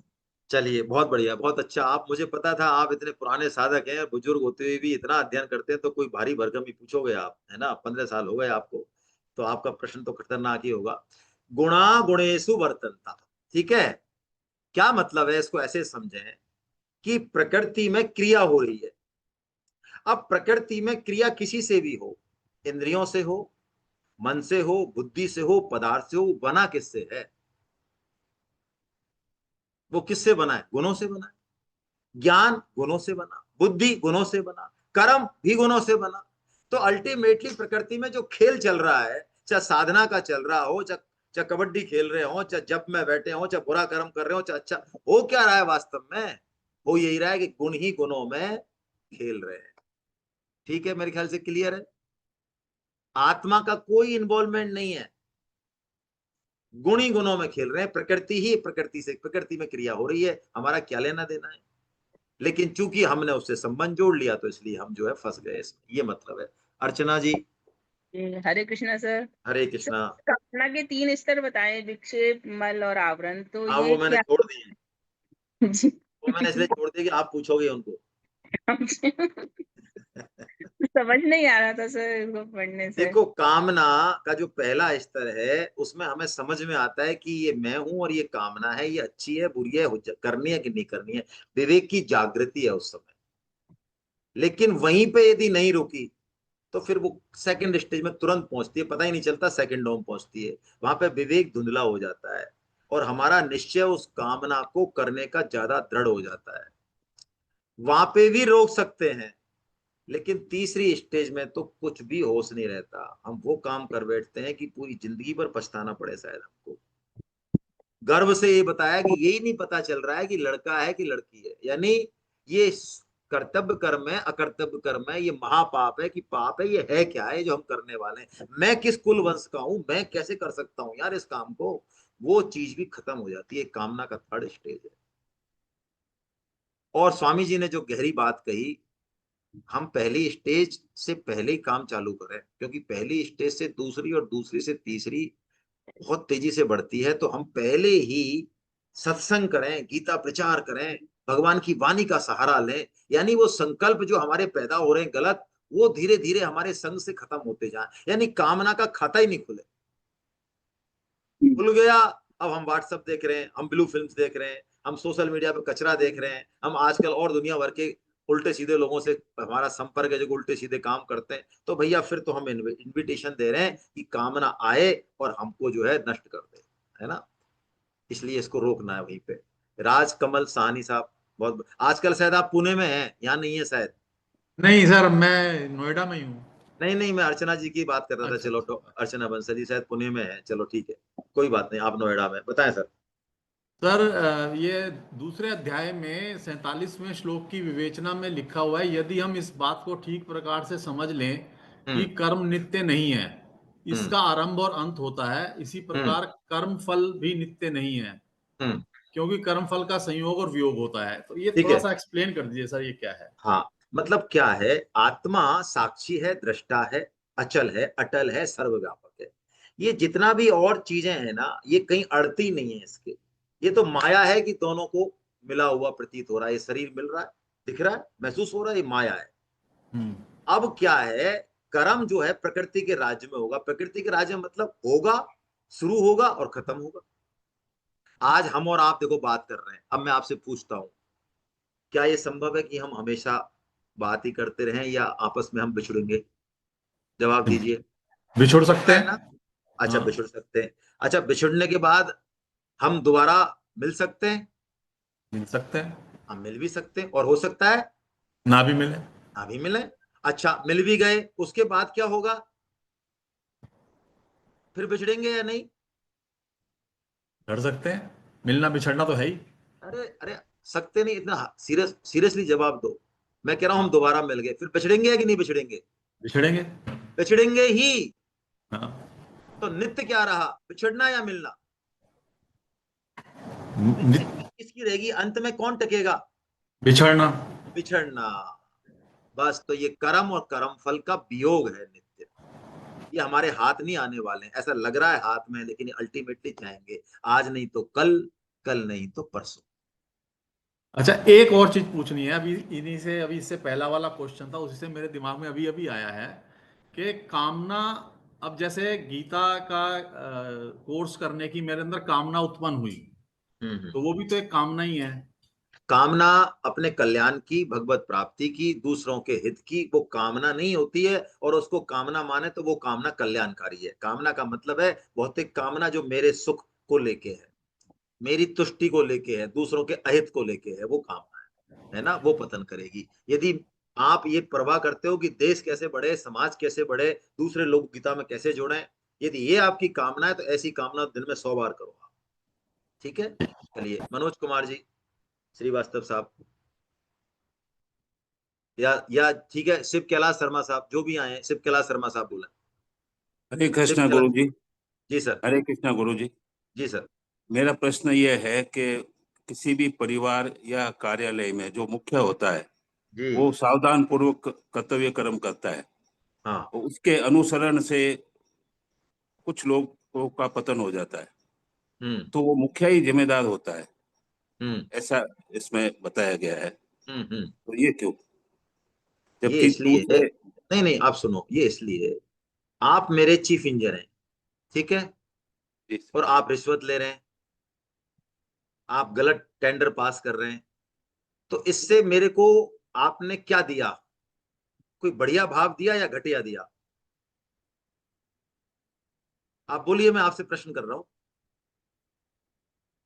अगर गलत कर रहा तो घटिया दिया। घटिया दिया। अब मैं तो पहले से ही कमजोर था। जब मेरे को पता लग गया कि यार शर्मा साहब जैसे उच्च कोटि के आदमी, चीफ साहब भी जब ऐसा काम कर सकते हैं, तो मेरे करने में क्या दिक्कत है? तो मैंने भी गलत काम कर दिया। तो उसका एक अंश आपके पास पहुंचना चाहिए कि नहीं पहुंचना चाहिए? पहुंचना चाहिए। तो बस वही पहुंचा रहे हैं भगवान। और यदि आपको देख के, आपकी ईमानदारी को देख के, आपके डेडिकेशन को देख के, आपके गीता के प्रति भाव को देख के, मैं गीता पढ़ना मैंने शुरू कर दिया, मेरे परिवार में खुशियां आ गई, मेरे जीवन में खुशियां आ गई, तो उसका एक अंश आपको पहुंचना चाहिए नहीं पहुंचना चाहिए? बस यही बात है, ठीक है ना, इतनी सी बात है जी। नलिन पाराशर जी। सर, हाँ सर। मेरा क्वेश्चन 3.8 से है। जी। इसमें स्वधर्म नियत कर्म के बारे में लिखा है, तो स्वधर्म भी अकर्म में आएगा कि नहीं आएगा? स्वधर्म क्या होता अकर्म में है? आ जाएगा यदि उसको निष्काम भाव से कर रहे हैं तो। आपके पुत्र को कॉलेज में एडमिशन दिलाना, अच्छी एजुकेशन दिलाना, उसके कपड़े खाने का इंतजाम करना, ये स्वधर्म है या नहीं है? आप करते हो कि नहीं करते हो? कर रहे हो, आप सभी कर रहे हैं। तो उससे कल्याण हो रहा है आपका? कहाँ हो रहा है कल्याण? इससे तो कल्याण तो फिर 10-10 12 बच्चों को जो है जानवर पालते तो उनका हो जाना चाहिए था, लेकिन उनका तो नहीं हो रहा है, तो इससे कल्याण नहीं होगा। स्वधर्म नहीं, पालन इसमें लिखा है ना बेहतर, इसमें नारद जी कह रहे हैं जो स्वधर्म का पालन करता है वह अपने कर्मों से ऊपर उठकर बंधन मुक्त हो जाता है। बिल्कुल, तो स्वधर्म का पालन हमको कर्म योग की विधि से करना पड़ेगा। स्वधर्म का पालन, देखो स्वधर्म में भी अब 2 स्तर है। नारद जी की जो बात है ना उसका पूरा आगा पीछा समझना पड़ेगा, छोटी सी बात लिखी है। तो स्वधर्म का मतलब है स्व। अब स्व क्या है पहले आप ये बताओ। वैसे तो अपन आत्मा है, हाँ, तो आत्मा का धर्म क्या है? भगवान की सेवा, भगवान से जुड़ना। तो खत्म। तो हम्म, बच्चों के पालन में आपका ये भाव बन रहा है कि मैं भगवान की सेवा कर रहा हूं? नहीं। तो नहीं बन रहा है, तो कहां से पहुंचोगे? तो स्वधर्म कहां हुआ? वो तो विधर्म हो गया। हम्म, तो जिस दिन स्वधर्म को समझ लेंगे, स्व को समझ लेंगे, उस दिन हर स्वधर्म से हमारा काम हो जाएगा। स्वधर्म ही तो करना, और करना क्या है? बहुत अच्छा प्रश्न है आपका, बहुत ही बढ़िया। एचपी के नाम से, एचपी। हरे कृष्णा। चलो सुरेखा जी पूछ ले पहले। हाँ सुरेखा जी बताइए। हरे कृष्णा, प्रणाम गुरुजी। मैं बताएं नई बताएं। साधक ही हूँ। हाँ जैसे ये बताएं। कर्म योग हम कर रहे हैं, तो क्या हम भक्ति योग के नजदीक जा सकते हैं इससे? कर्म योग से अल्टीमेटली भक्ति योग ही मिलने वाला है, बिल्कुल चिंता मत करो। अच्छा, ठीक है, इसी में से ब्रांच निकलेगी आगे। ठीक है गुरुजी, धन्यवाद। बहुत बढ़िया, बहुत अच्छा प्रश्न है आपका। सुमन बाहेती जी बताएं। हाँ जी, हरे कृष्णा सर। सर मैं जी, तो अन्वय और व्यतिरेक के बारे में थोड़ा जानना चाहती अन्वय और व्यतिरेक क्या है? ये वेदांत उसकी बात है, शास्त्र की, न्याय सिद्धांत की। अन्वय मतलब, जैसे मुझे कुर्सी के बारे में वर्णन करना है तो मैं क्या कहूंगा कि कुर्सी की 4 टांग होती हैं। अच्छा, और इसके पीछे एक ऐसे होता है हाइट का इतना बड़ा, तो मैं फिर इसमें बैठने की एक गद्दी होती है। तो ये मैं क्या कहूंगा? ये क्या हो रहा है? अन्वय हो रहा है। अब मैं कहूंगा कुर्सी फुटबॉल नहीं है, कुर्सी फुटबॉल नहीं है, कुर्सी रसगुल्ले की तरह मुलायम भी नहीं है। अरे ये क्या कह रहे हो आप? कुर्सी का वर्णन तो कर नहीं रहो। अरे भाई मैं कुर्सी का वर्णन नहीं कर रहा हूं, मैं ये बता रहा हूं कि कुर्सी क्या क्या नहीं है। तो परमात्मा के वर्णन करने के लिए अन्वय और व्यतिरेक दोनों काम में लेने पड़ते हैं। ये बताया जाता है कि भैया परमात्मा ऐसे नहीं है, ऐसे नहीं है, ऐसे नहीं है, ऐसे नहीं है, तो ऐसे ऐसे की तरफ चल रहे हैं हम। भगवान कह रहे हैं तू स्वधर्म का पालन करेगा तो ऐसा होगा, विधर्म का पालन करेगा तो ऐसा होगा। यानी दोनों एक दूसरे के पूरक भी हैं, कॉन्ट्राडिक्टरी भी है ना? ये मतलब है। चलिए आगे कौन है? मनोज कुमार मनोज जी। श्रीवास्तव साहब जी बताएं।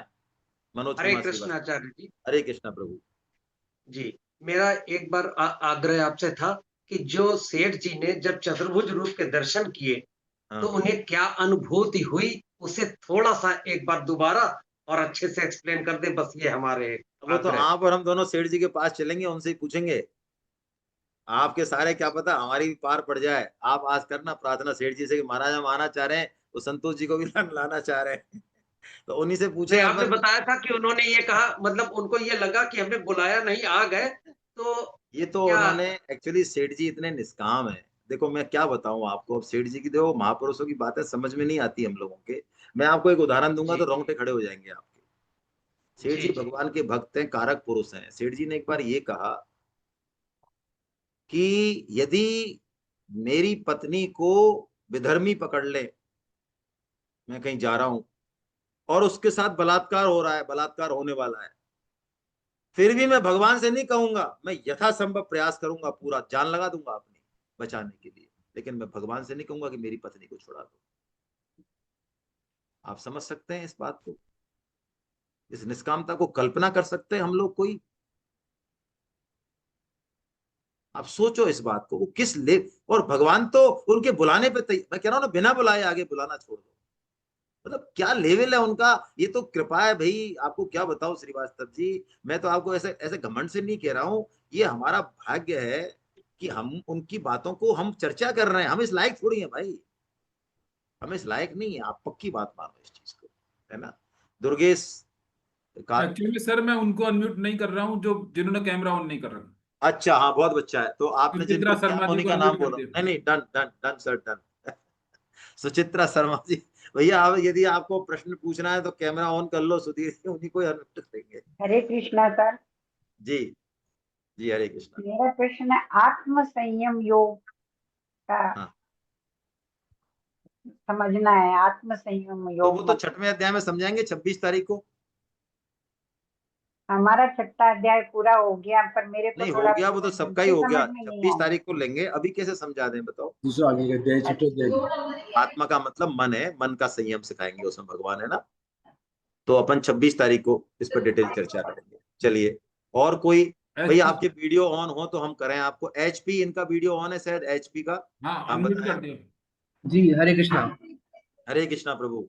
मेरे को एक चीज में डाउट हुआ कि आपने बोला कि अगर हम कितना भी अच्छा कर्म कर ले, मतलब हम 1000 पूरी पृथ्वी को खाना खिला दे तो भी कम है, तो भी वो कर्म काउंट नहीं होगा। सेकंड ये कि हम दूसरों की सेवा करें, निष्काम भाव से सेवा करें, तो ये दोनों थोड़े से कॉन्ट्रेडिक्टरी लगे कि मतलब मुझे दूसरी की सेवा करने, वो निष्काम भाव से सेवा करे तो। ठीक है, बहुत अच्छा प्रश्न है आपका। देखो बेटे, बहुत अच्छा, पहली बार तो आपका वेलकम, है ना। यूथ कम से कम जुड़ रहा है और प्रश्न पूछ रहा है।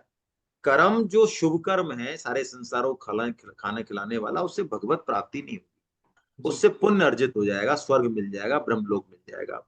और किसी भी कर्म से भगवत प्राप्ति नहीं होती। जैसे ही हम निष्काम भाव से कर्म करते हैं ना, कर्म योग का आचरण करते हैं, तो कर्म से हमारा कनेक्शन हट जाता है। वास्तव में कर्म के कनेक्शन हटने से हमें भगवत प्राप्ति होती है, क्योंकि कर्म के प्रति जो वेग है, जो कामना, उसी ने तो बांधा हुआ है। जैसे ही वो छोड़ी, हमें भगवत प्राप्ति पहले से ही है, अपने आप हो जाएगी। हाँ, किसी कर्म के दम पे हम भगवत प्राप्ति कर लेंगे, ये सबसे बड़ा झूठ है। हम किसी शुभ कर्म के दम पे, यज्ञ से, तप से, दान से, किसी से भगवत प्राप्ति कर लेंगे, ये झूठ है। हाँ, उन साधनों को करने से हमें वो निष्काम कर्म करना आ जाता है, इस कारण वो सहायक है। सहायक है वो। जैसे कि आपने 12वीं पास कर ली, तो आपका आईआईटी में सिलेक्शन हो गया क्या? लेकिन आप आईआईटी में बैठ सकते हो। ओके, इतनी सी बात है। लेकिन 12वीं पास करके आप कह दो कि नहीं मैं तो आईआईटी भी दो अभी। अरे भाई, आईआईटी की आप तैयारी करो। तो कर्म से और शुभ कर्म से और इन चीजों से, निष्काम कर्म से हम उस तरफ चलते हैं। ठीक है, परमात्मा की प्राप्ति तो भगवान की कृपा से ही होती है, अपने आप होती है। चलिए, और कौन है? अंजना जी बताएं। हरे कृष्णा सर। हरे कृष्ण। सर मुझे यज्ञ शेष के बारे में कुछ जानकारी चाहिए थे। बहुत बढ़िया, बहुत अच्छा प्रश्न है। ये देखो, प्रश्न से क्या, जो चीज छूट जाती है ना, छूट जाती है बहुत सी चीजें मेरे से। यज्ञ शेष क्या है कि हमारे पास जो भी हम अनुष्ठान कर रहे हैं, भोजन बना रहे हैं, दुकान चला रहे हैं, वस्त्र ला रहे हैं, घर बना रहे हैं, जो भी कर्म हम कर रहे हैं, उसमें पूरी प्रकृति का एक हिस्सा है जिसका शास्त्रों ने विधान किया। यज्ञ बनाए, ऋषि यज्ञ कर तू, देव यज्ञ कर तू, पितर यज्ञ कर तू, बलि वैश्य देव यज्ञ कर तू, तू अतिथि यज्ञ कर तू। तो जिसका जो हिस्सा है, क्योंकि उन्हीं के कारण हमको चीजें मिली हैं। आज मेरे घर पर लैपटॉप है तो मैंने नहीं बनाया, मेरे घर पे पंखा है मैंने नहीं बनाया, ये कोई भी चीज मैंने नहीं बनाई, लेकिन फिर भी मैं यूज कर रहा हूं, है ना। तो जिसका जो हिस्सा है, यदि मैं उसका वो हिस्सा दे दूं, तो जो मेरे पास बचेगा वो अमृत बचेगा, जिसको यज्ञ शेष कहा हुआ है। धन्यवाद। ठीक है, चलिए, बहुत बढ़िया। कांता गुप्ता जी। सर मैं ये पूछना चाह रही थी, आपकी रजिस्ट्रेशन नंबर क्या पुराना वाला ही लिखना पड़ेगा एग्जाम में? नहीं, अपना मोबाइल नंबर लिखना पड़ेगा, आपके आचार्य बता देंगे। आपका मोबाइल नंबर जो है वही रजिस्ट्रेशन नंबर है आपके एग्जाम में। ये महावीर जी ने ग्रुप में डाला था, आचार्यों ने डाला होगा, आप या तो पढ़ते नहीं होंगे या छूट गया होगा, है ना। व्हाट्सएप पर इंपॉर्टेंट मैसेज दिखा कीजिए आप सभी लोग। चलिए, मेरे ख्याल से अब किसी का नहीं है। सुधीर जी, बालकिशन गुप्ता जी है तो सही सर, अब लेना नहीं लेना बता दो। नहीं लेना है तो है। बालकिशन गुप्ता जी ने अनम्यूट कर रखा है मैंने, बालकिशन। हाँ तो बोलिए सर, बालकिशन जी। हरे कृष्ण, प्रणाम गुरुदेव। हरे कृष्ण प्रभु। मैं गीता में हुई सही, तो मैं ये पूछना चाह रहा था गुरुदेव कि जब अपन कहते हैं कि भाई परिवार को ही परमात्मा मानना चाहिए, अब सब लोग तो जब से गीता पढ़ने लगे हम लोग, तो हमें तो कोई जो काम जो स्वार्थवश हो रहा है वो अच्छा नहीं लगता करना। अब जैसे परिवार में, जैसा मेरी बेटी है सब, अब वो इनकम टैक्स बचाने के लिए पैसा मेरे बैंक में डालती है सब, तो अब मेरा तो मन नहीं है बिल्कुल भी 1% भी। तो अब आप कहते हो कि रिश्ते को अच्छा रखो, परमात्मा देखो, तो फिर कैसे संभव है सर? अब ये अकाउंट डिपार्टमेंट का मामला, सुधीर जी बताएंगे। नहीं, मैं एक जनरल मतलब, तो इसमें मैं कैसे उसको समझाने की प्रयास भी करूंगा आगे, अब आपकी बातें सुन के, पर अभी मेरा लेवल वो नहीं है कि जो मैं उसको वो कर दूं। सुधीर जी बताएंगे इसका उत्तर। सुधीर जी फाइनेंस एक्सपर्ट हैं हमारे। हरे कृष्णा सर, हरे कृष्णा। हरे कृष्ण सर, हरे। अभी तो चलने दो सर, जैसा चल रहा है। अच्छा सर, ठीक है साहब। देखो हरे कर्म कृष्ण। योग में हमारे साधक के स्तर होते हैं, सुधीर जी सही कह रहे हैं। लेकिन मन नहीं, में अच्छी फीलिंग नहीं अभी होती सर। मेरी बात सुनो, अभी आपके दिमाग में बात आई है, कुछ समय बाद हाँ क्या होगा कि आप इसको अलाउ नहीं करोगे, हाँ, है ना? अलाउ। ठीक है, मैं बता बिल्कुल रहा हूँ ना, सही। अभी थोड़ा पैसे की पकड़ है मन में, तो सुधीर हाँ जी हाँ यही कह हाँ, रहे हैं कि चलने दो महाराज, चलने दो, थोड़ा बहुत आगे जाके हो जाएगा, आप चिंता मत करो, है बिल्कुल ना? सही कह रहे हो। सही, हरे आप बिल्कुल सही कह रहे हो। ठीक है सर, बिल्कुल चलिए सही। ठीक। हाँ सर, कौन और? पूनम पूनम बंसल बंसल, जी। पूनम बंसल जी, पूनम बंसल जी, जी हरे कृष्णा सर। हरे कृष्णा। सर योग और समता यज्ञशेष कैसे है? योग और समता यज्ञशेष कैसे है? हाँ, देखो क्या है, कामना के कारण हम बंधे, है ना, आसक्ति के कारण हम बंधे। यज्ञ शेष का मतलब है जिसका जो हिस्सा था वो हमने दे दिया, अपना कर्तव्य पालन कर लिया, तो जैसे ही कर्तव्य पालन हुआ वो यज्ञ शेष हो गया, वही योग हो गया, और उसी से समता आती है हमारे हृदय में।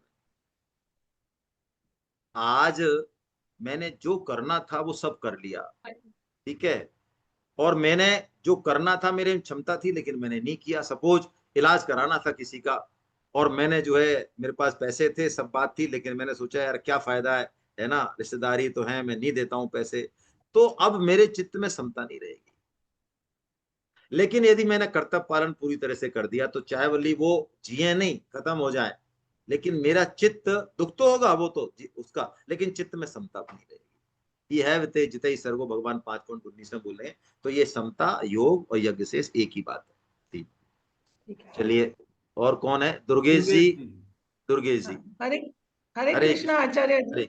हरे कृष्ण। मैं बहुत ही नई साधक हूँ, तो जैसे आपने थोड़ी देर पहले बहुत लोगों ने क्वेश्चन किया था कि ज्ञान जब तक कोई मांगे नहीं, देना नहीं चाहिए। तो जब हाँ, गीता प्रचार की बात आती है, अभी मैंने नए रजिस्ट्रेशन के लिए बहुत लोगों को किया, लेकिन अब मैं फॉलो अप करने जाती हूँ, तो फिर मुझे इसमें ये कंफ्यूजन है, जैसे उन्होंने, लेकिन मुझे लगा कि वो मेरे अपने हैं, तो इस पे थोड़ा सा आप गाइड कीजिए। तत्व ज्ञान जो है, तत्व ज्ञान की जो बात है, और जो गुह्यतम ज्ञान की बात है, जो कि शरणागति है, वो बिना मांगे और बिना पात्रता के नहीं देना चाहिए, ऐसा भगवान का आदेश है।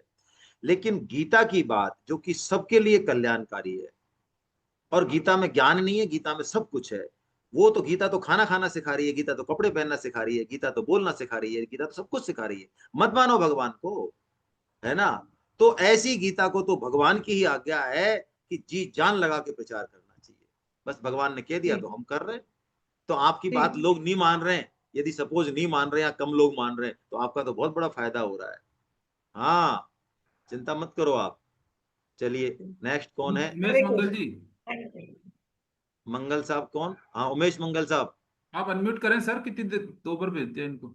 उमेश मंगल जी अनम्यूट करिए, आप अनम्यूट नहीं कर पा रहे हैं, कोई गड़बड़ है आपके यहाँ। हाँ, अब हो गए, आप हो गए, एक बार दबाओ बस, हो गए जी हरे सर। कृष्णा सर, प्रणाम करते हैं। प्रणाम प्रणाम प्रणाम, बहुत दिनों में दर्शन हुए आपके, बताओ। कर्मों का स्वरूप से त्याग क्या होता है सर, ये क्लियर कर्मों नहीं का होता है। स्वरूप से त्याग होता है कि कर्मों का ऊपरी ऊपरी हम समझ लेते हैं कि अरे पैसे से बंधन है, कर्म से बंधन है, और तो हम कर्म करेंगे ही नहीं, हम तो लंगोटी लगा ली, जंगल में जाके बैठ गए, अब हमको कोई क्या पकड़ेगा, अरे तू क्या। तो ये स्वरूप से त्याग मतलब कर्मों को बिल्कुल ही छोड़ देना। भगवान ने मना किया कि स्वरूप से त्याग एक तो संभव नहीं है, क्योंकि फ्रेश तो होने जाएगा, सांस तो लेगा, खून तो चलेगा, हार्ट तो ढकेगा, विचार तो करेगा, समाधि तो लगाएगा, कर्म ही कर्म हो रहा है चारों तरफ। इसलिए स्वरूप से त्याग संभव नहीं है, आवश्यकता भी नहीं है।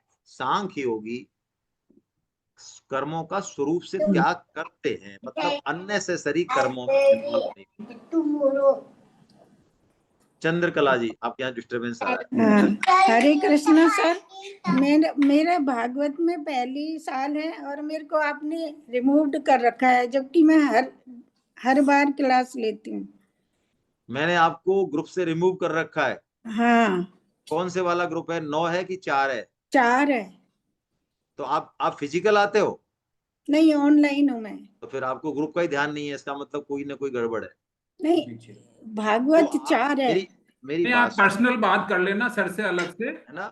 हाँ। आप मेरे को कभी फोन ही कर देते, मेरे को व्हाट्सएप मैसेज छोड़ देते, मैंने रिमूव कर भी दिया, मान लो किसी ने किसी कारण से किया होगा, किया है तो आपको मैसेज छोड़ना चाहिए कि आपने मुझे कैसे रिमूव किया, ये मेरा रजिस्ट्रेशन है, ये मेरी अटेंडेंस है, तो आपको बात करनी चाहिए ना। अब आप यहाँ पे कह रहे हो और इतने दिन तक आप रिमूव रहे, बताओ महीने भर तक क्या फायदा रहा इससे? ठीक है सर, थैंक यू। मुझे फोन करके मुझे व्हाट्सअप कर दो, है ना, व्हाट्सअप कर दो, मैं बिल्कुल कर लूंगा, आज ही कर दूंगा, है ना, चिंता मत करो। रेखा अग्रवाल जी, प्रेरणा जी, रेखा जी सॉरी। हेलो। हाँ जी। हाँ हेलो नमस्कार। नहीं, हरे कृष्णा, ये हेलो वालो छोड़ो। हाँ हरे कृष्ण हरे कृष्ण हरे कृष्णा। सर जी मेरा एक प्रश्न है आपसे कि मैं कई बार फोन करती हूँ प्रचार के लिए और अपना एक्सपीरियंस भी बताती हूँ। मैंने अभी इसी साल ज्वाइन किया है और मुझे बहुत अच्छा लग रहा है और अब मेरा गीता में ही ध्यान रहता है ज्यादातर। तो मैं अपना एक्सपीरियंस बताती हूँ लोगों को, फिर भी अभी 1-2 ही हुए हैं, रजिस्ट्रेशन ज्यादा हो नहीं पा रहे हैं। तो मन में थोड़ा सा वो हो रहा है कि नहीं क्यों नहीं हो रहा मेरे से। मेरे मन में यही रहता है कि मैं क्यों नहीं कर पा। बहुत बढ़िया है, बहुत अच्छा प्रश्न है आपका। भगवान ने गीता प्रचार को सबसे जबरदस्त काम बताया, किसी भी कर्म योग से, ज्ञान योग से, भक्ति योग से भी श्रेष्ठ बताया। इसका मतलब इसमें कोई तो बात होगी। तो आप कर्म योग में, उसमें सॉरी गीता प्रचार में थोड़ी युक्ति लगाओ, व्यक्ति को रीड करो, इसकी पसंद क्या है, ये कब बात करता है, ये बात करने से पसंद करता है या किताब देने से होगा, इसके मैं घर जाऊं या इसकी किसमें रुचि है, पहले उसकी बात करूं, इसको थोड़ा विश्वास, मतलब कुल मिला के आप टेक्निक से काम करो, एक ही टेक्निक मत लगाओ सबके पास, है ना। और भगवान से प्रार्थना करो कि भगवान मैंने 10 लोगों को फोन करे 10 दिन में और मेरे एक भी आदमी नहीं जुड़ रहा है, आप कर क्या रहे हो बैठे बैठे वहां पे, कुछ तो मेरे को बुद्धि दो, कुछ तो मेरा काम करो। या हाँ, लड़ो भगवान से जोर से, ठीक है। चलिए, अर्चना बहुत बढ़िया, वास्तु। प्रणाम आपको अर्चना जी। हरे कृष्ण सर। हरे कृष्णा हरे कृष्णा।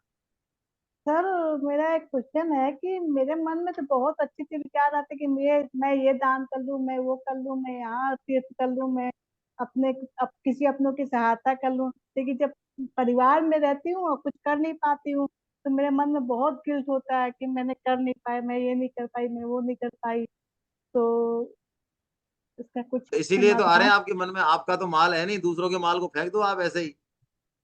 नहीं नहीं, जैसे हस्बैंड है, अरे बच्चे तो हैं। भाई आपका, तो मैं वही तो कह रहा हूँ, हस्बैंड के पैसे को आप कह रहे हो नहीं मैं सबको लौटा दूं, क्यों लौटाने देंगे भाई वो। नहीं नहीं, उतना नहीं है, मतलब कि लगता है कि बहुत ज्यादा जितनी मेरे सामर्थ्य उसी हिसाब से करना अब चाहती सुनो, हूँ, आप मेरी बात सुनो, तक कर नहीं पाते हैं। अपनी मत चलाओ भाई, मत चलाओ, परिवार है वहां पे, है ना। ऐसा कोई जबरदस्ती दान पुण्य करके कोई कहाँ जाना है। आपका खुद का जो अकाउंट है ना, आप अपने पहनावे पे कम खर्च करो, आप श्रृंगार में कम खर्च करो, आपकी लाइफ स्टाइल को सिंपल करो, वहां नहीं करना कंप्रोमाइज। आपका फोन कितने का है? ऐसे नॉर्मल 10,000। छोड़ दो आप, ये झूठ मत बोलना यहाँ पे, कितने का नहीं नहीं फोन है सर, सही सही बताओ। सर, सही 10,000 का ही है। लाओ बताओ, मेरे को बताओ। तो तो कहने का मतलब है, बजाय पति देव के अकाउंट के और लोगों को दान करने के बजाय, हम जितना हम पे खर्चा हो रहा है उस पे तो हमारा अधिकार है ना, कि भैया हमको 10 जोड़ी चप्पल नहीं चाहिए, हमको 5 गहने नहीं चाहिए, हमको तो कुछ नहीं चाहिए। बहुत लोग बिना उसके जी रहे हैं। तो हमारा ये जो आप कर रहे हो इसका आधा आधा दे दो, मेरे कहने से यहाँ दे दो, वो दे देंगे कि यार 1 लाख में जान की जगह जो है 50,000 में जान छूट रही है। ये टेक्निक अपनाओ आप, ऐसा सबका दिवाला मत निकालो भाई, पतिदेव ऐसे नहीं करने देंगे, है ना, ठीक है। हाँ जतिन राय। चलिए। हाँ, कौन है और आगे? जतिन राय। जतिन राय साहब, बताएं साहब। जतिन राय जी, अनम्यूट करो अपने आप को एक बार अपने आराम से, सर कहें, सदीव सर कहें जब करो। वो सर गए शायद। बेला प्रसाद जी आप। हाँ, वो आउट हो गए। बेला प्रसाद जी अनम्यूट अनम्यूट करो करें पहले, बेला जी आप पहले अपने आप अनम्यूट को। करो मैडम अपने आप को। ऐसे हरे मैडम कृष्णा। हुआ हरे है। कृष्णा सभी साधकों का हरे कृष्णा। हरे कृष्ण। मैं नई साधक हूँ, अभी 3 महीने ही हुए हैं। 3 महीने से सुनते सुनते आचार्य जी मेरे को एक हमेशा एक रहता है, जैसे आपने होता है इसमें निष्काम कर्म और सेवा, ये 2 चीज पे हम पहले भी बहुत निष्काम कर्म से, लेकिन पहले भी करते थे अभी भी करते, लेकिन इसका जो मेरे को क्या भाव थोड़ा सा मेरे इसमें ऐसे आता है कि हम करते हैं, सेवा भी करते हैं, निष्काम भी करते हैं, कहीं भी किसी के XYZ अननोन पर्सन के साथ भी घर के, लेकिन अगले पर्सन लोग, जैसे मैं ही अकेले ऐसे बहुत जन हो सकते हैं, तो उनके दिल में ऐसे आता अभी फ्री है, इसका क्या है, इसका पास तो टाइम है। अब जैसे लास्ट वीक मेरी फ्रेंड बीमार थी, तो मैंने बोला तो हस्बैंड आपको तो मैं चली सर्टिफिकेट गई। चाहिए क्या उनसे? नहीं, मुझे सर्टिफिकेट नहीं चाहिए, मुझे आप क्यों सर्टिफिकेट परवाह कुछ कर रहे भी हो? नहीं, मुझे परवाह किस लेकिन बात? सर्टिफिकेट नहीं चाहिए तो अरे नहीं, वो आपको फ्री समझे, वो उनकी समझ है।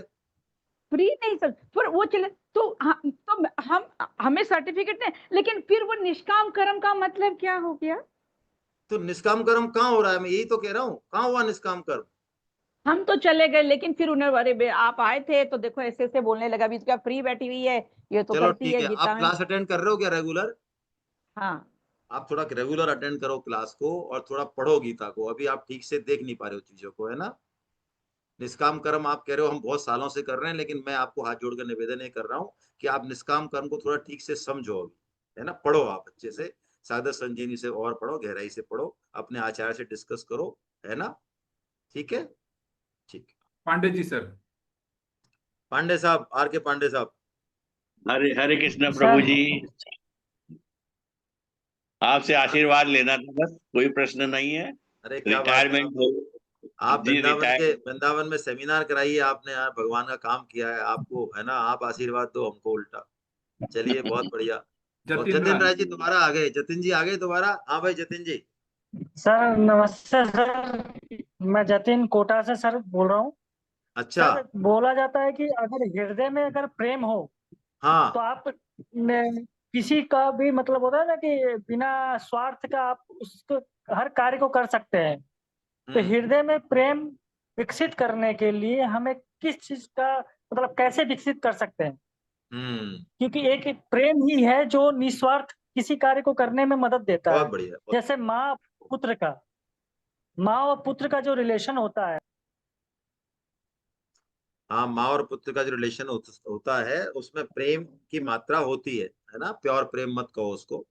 चलिए, प्रेम होता है अपनापन से। और आपको मैं यदि बात कहूँ बहुत स्पष्ट, मुझे लगता है आप काफी कुछ इस फील्ड में हो, बड़ा अच्छा लग रहा है मुझे, उम्र तो आपकी कम है लेकिन फिर भी आप शायद जानते हो चीजों को अच्छे से। तो प्रेम के पात्र केवल और केवल भगवान है जी। जो भगवान से प्रेम करेगा वही जन से प्रेम कर सकता है, नहीं तो नहीं कर सकता। जी। ठीक है? तो प्रेम होता है अपनापन से। हम भगवान को अपना मान लें तो भगवान को अपना मानने का मतलब है पूरा संसार अपना हो गया, फिर सबकी सेवा हो गई, सबके प्रति प्रेम हो गया, यही तरीका है ना? और क्यों माने अपना? क्योंकि वो अपने ही हैं, वही अपने। क्योंकि हर रूप में अगर ईश्वर अगर खोजा जाए तो ही प्रेम हो सकता है। खोजने की जरूरत नहीं है जतिन जी, मैं क्या कह रहा हूं, ईश्वर अपने हैं ही, सच्चाई है, उनको हम अपना मान लें और अपना मानेंगे तो उनकी बात मानेंगे कि नहीं मानेंगे? जिससे आप प्रेम करते हो उसकी बात मानोगे? नहीं मानोगे? नहीं नहीं बिल्कुल मानेंगे सर, मानोगे मैं ना? बोल नहीं रहा, तो मेरा मुंह भगवान ढीला। ने तो उसकी आज्ञा का पालन करोगे। भगवान ने आज्ञा दी गीता में कि जो मुझे प्रेम करे वो मेरी आज्ञा का पालन करे। आपकी आज्ञा क्या है महाराज? कि गीता का प्रचार करो निष्काम भाव से। क्या प्रसार करें? करो, करो, प्रेम आ जाएगा लोगों का, आपके हृदय में प्रेम पैदा हो जाएगा। करो प्रचार, ठीक है? जोड़ो लोगों को, अपने मान अपमान को गलने दो। कुलदीप जी। कुलदीप जी। हरे कृष्णा आचार्य जी। जी सर। हरे कृष्णा आचार्य जी। हरे कृष्णा, हरे कृष्णा। बोले, आवाज आ रही है आपकी। मेरा सवाल ये है कि हम कर्मयोग करते हैं, कर्मयोग के करने से हमारे कार्य क्या है, हमारे अनुसार नहीं होते तो हमारा भक्ति मार्ग जो होता है वो हम उससे विमुख हो जाते हैं। फिर उससे भक्ति और कर्मयोग, गीता, ये सब हमें व्यर्थ लगता है। कंफ्यूजन है कुलदीप जी आपको बहुत बड़ा। कर्म योग में नए कर्म नहीं ढूंढने जा जाके, कर्म योग में जो हमारी जिम्मेदारी है, जो हम अभी कर रहे हैं उन्हीं कर्मों को करना है। लेकिन तड़का कर्म योग का लगाना है, उससे ना भक्ति छूटेगी ना ज्ञान छूटेगा, कुछ नहीं छूटेगा। क्या छूटेगा? कर्म योग में आप क्या समझ रहे हो? कहीं जा जाके सेवा करनी है, पहाड़ पे जाके, कहीं जाके जंगल में, कहीं कुंभ के मेले में? नहीं नहीं, अपने स्वयं के अनुसार बता रहे हैं, स्वयं के तो कारण के आपको अनुसार। नहाना है, धोना है, खाना है, जो भी करना है तो वो कर्म योग से करना है। नया काम कुछ करना ही नहीं है कर्म योग में। और सुधीर जी बता रहे हैं इसमें कुछ, सुधीर जी कहना चाह रहे हैं। हरे कृष्णा सर। सर आप कुलदीप जी ने जो बात शुरुआत करी कि हम कर्म योग कर रहे हैं, है ना, वास्तव में निष्काम भाव से कर्म करोगे तो ही कर्म योग होगा। हम कर्म करते हैं, कर्म योग नहीं कर पाते नहीं हैं। करते हैं, बहुत सही बात है ना, कर्म योग हम कर लेंगे उस दिन तो हम प्रश्न ही खत्म हो जाएंगे हमारे। हाँ बिल्कुल सही है, हम कर्म, हाँ कर्म कर रहे हैं, कर्म योग नहीं कर रहे। आचार्य जी एक और पूछना था, ऋषिकेश वाला और वो वृंदावन वाला अभी तक सेमिनार नहीं हो रहा है एक बार भी। वृंदावन का हो रहा है, आप नोट कर लो, 21, 22, 23 सितंबर करा दो बोल। अच्छा ठीक है। ऋषिकेश का भी हो जाएगा अगस्त में नहीं हो रहा? ऋषिकेश का भी नवंबर में हो रहा है, 10-11 में, कुछ दिनों में पोस्ट कर दूंगा। क्या? नहीं, अगस्त में तो बिल्कुल मतलब ही नहीं है, वो तो बेटेंगे 70 की उसमें। अलका जी, हाँ अलका जी, अनंत भटनागर साहब भी दिख रहे हैं यार मुझे बहुत देर से, इनको भी लो, भटनागर साहब, कर दिया सर। चीफ हाँ, साहब। अलका हाँ जी बोले आप, फिर इसके बाद अलका जी बताएं। हरे कृष्णा प्रभु जी। प्रभु जी मेरा क्वेश्चन है, जैसे मैं पशु पक्षी मूक जानवर गाय कुत्ते कैसे क्या उनको उनका दुख अपना दुख समझ के सेवा करती हूँ, तो वो किस भाव में आएगा, किस उससे होगा, उससे बहुत मेरे बढ़िया। लोग भी देख के प्रेरित हो रहे हैं, वो भी कर रहे हैं, तो हाँ किस भाव में आएगा वो? बहुत बढ़िया है, हर एक के अंदर कुछ संस्कार दिए भगवान ने, सृष्टि चलानी है ना, तो हर एक को हर काम नहीं करना है, हर एक को एक काम दिया है, आप यदि ये काम कर रहे हैं बहुत ही बढ़िया है, लेकिन एक तो मताग्रह नहीं रखें, दूसरा इस काम को भगवान का ही काम माने, मान बढ़ाई की इच्छा बिल्कुल नहीं करें, ठीक है, ये माने कि ये भगवान ही है जो इस रूप में आ रहे हैं, और कोई पुराना संबंध है आपका जरूर उन पशु पक्षियों से, तभी आपकी प्रेरणा और आपका लगाव है इधर, उसी भाव से करें। और ऐसा माने जैसे कि ऋण चुकाने के बाद आदमी हल्का हो जाता है ना, तो जब आप सेवा करके आए तो अपने को हल्का महसूस करें, ये नहीं हो कि मैं करके आई हूं, ना ना ना ना, मैं सेवक हूं, मैं कर्म योगी हूं, ये बीमारी है, ये मतलब बीमारी। उनको करके मन में मतलब संतुष्टि सी होती है कि हाँ मैंने प्रभु काम हाँ किया, तो मैं मुझे यही कह रहा हूँ, संतुष्टि होनी चाहिए, है ना, भगवान ने आपको मौका दिया, ये भाव होना चाहिए भगवान के प्रति, क्योंकि वो काम तो भगवान किसी से भी करा सकते, ऐसा कुछ नहीं, हम में भी कोई स्पेशल क्वालिटी, वो भगवान की कृपा से ही है, भगवान जिसकी पीठ पे हाथ रख देंगे ना वो दौड़ेगा। सही। चलिए भटनागर साहब, भटनागर साहब, हरे कृष्णा। हरे कृष्णा सर, प्रणाम। प्रणाम सर, प्रणाम। चरण वंदन के साथ में सर मैं आपसे एक हमारे एक मेरे मिसकंसेप्शन को निकालना चाह रहा हूँ। हाँ क्या बताएं बताएं। छांदोग्य उपनिषद की क्लासेज पढ़ते पढ़ते उसमें एक आखिर में वो कहते हैं चैतन्य शक्ति की अभिव्यक्ति जो अपन लोगों में होती इच्छा के रूप में होती है। बिल्कुल चैतन्य, तो इच्छा, काम और कामना, हाँ बस ये एक वो मैं अक्सर अपनी क्लास में भी मैंने एक बार कहा ये वाली बात का, हो सकता है तो मैं चाहता हूँ कि आपके मतलब उसके स्पष्टीकरण आप दे देंगे तो। बिल्कुल, बहुत बढ़िया, बहुत अच्छा, आपने बहुत ही बढ़िया जो आपने उपनिषद का उदाहरण दिया, बिल्कुल। इच्छा हमारा स्वरूप है, चेतना शक्ति होगी तो इच्छा रहेगी, कामना रहेगी, लेकिन ये कामना दूषित हो गई है, उस दूषित कामना का सत्यानाश होना चाहिए। आप देखो उसी गीता में जिसमें भगवान ने कामना को समस्त पापों की जड़ बताया 3.37 में, भगवान 7.11 में कह देते हैं, अर्जुन धर्मो अवृद्धो भूतेषु कामो अस्मि भरतर्षभ। जी सर। वो काम मेरा स्वरूप है आपका स्वरूप है महाराज, वहां तो आप ये कह के आए हो, यहाँ अपना स्वरूप बता रहे हो। अरे काम नहीं होता तो हम यहाँ हंसते मुस्कुराते होते क्या? जी सर सही बात है सर। वो उसमें काम शब्द वहाँ काम में लिखा है सर, वहाँ पे जो आप फरमा रहे हैं ना सर, दी काम, वहां क्या लिखा है? काम लिखा है सर, काम। हाँ काम, तो यहाँ भी हाँ। यही है, काम ही लिखा है, काम ऐश है, क्रोध ऐश है। काम क्या है? ये सृजन शक्ति है, काम जी जो सर। है ना ये सृजन शक्ति है, भगवान का ही स्वरूप है। लेकिन जब ये भगवान का काम करने की बजाय खुद का सुख भोग आने लग गया, क्योंकि मैंने अपना स्वरूप भगवान के जो चरणों में था उनकी जी सेवा जी के लिए था, मैं बन गया अपना मठाधीश अलग, तो मैं मठाधीश बन गया, ये जीप बनाए। मैं यही नहीं, वैष्णव थोड़ी सब सिद्धांतों से अलग है, जी सर। अद्वैतवादी ब्रह्मवादी ज्ञानवादी ये मानते हैं कि हम सब ब्रह्म है, नो, नहीं जी बिल्कुल ठीक। मानता है हम सेवक हैं भगवान के, हम जी चरणों सर। के दास हैं, और हमारा सर्वोच्च सुख हमें जब मिलेगा जब हम भगवान की सेवा करेंगे। सर वो आपने चेतना वाले। भगवान की सेवा करने की कामना, भगवान की सेवा करने की इच्छा उनके साथ लड़ने की इच्छा, घूमने की इच्छा, खेलने की इच्छा, ये तो होनी चाहिए। यही तो है, ये चली जाएगी तो फिर हम रहेंगे ही कहाँ। नहीं एक्चुअल यही है काम जो आपने क्लास में अपन जो सबसे पहले वो नाथ तेरे को नहीं भूलूं, वो सब वही वाली बात है कि बस वो हो गया तो काम अपने आप कामना नहीं होगी सर। कोई चीज अच्छी बुरी है नहीं, है ना, काम बहुत भगवान का रूप है। चलिए बहुत अच्छा सा भटनागर साहब, अब लास्ट है बस मेरे ख्याल से, कौन है? मिथिलेश शर्मा साहब। मिथिलेश शर्मा जी। हाँ मिथिलेश शर्मा साहब, हरे चलिए लास्ट। कृष्णा आचार्य जी। हरे कृष्णा। आचार्य जी, मेरा निवेदन ये था कि वृंदावन वाली सेमिनार में किससे संपर्क करें? वो बता देंगे हम आपको, है ना। वृंदावन वाली सेमिनार में मिथिलेश चौधरी जी हैं, मैं बुला लूंगा उनको, कल बुला लूंगा या तो, है ना। आपको ग्रुप में मैसेज भी मिल जाएगा कहाँ आपको संपर्क करना है, कैसे करना है। चलिए साहब, ठीक है सुधीर जी। हाँ ठीक है सर।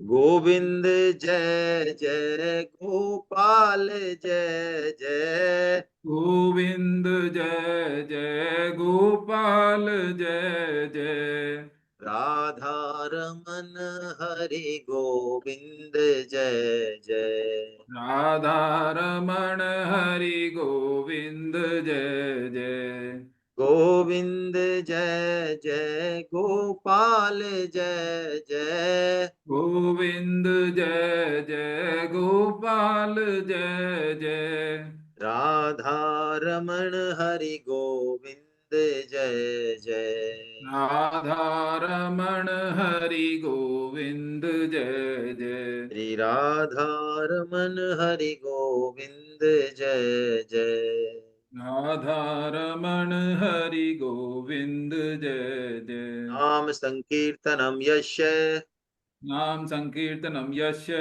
सर्व पाप प्रणाशनम, सर्व पाप प्रणाशनम, प्रणामो दुःख समनस्तम नमामि हरिं परम।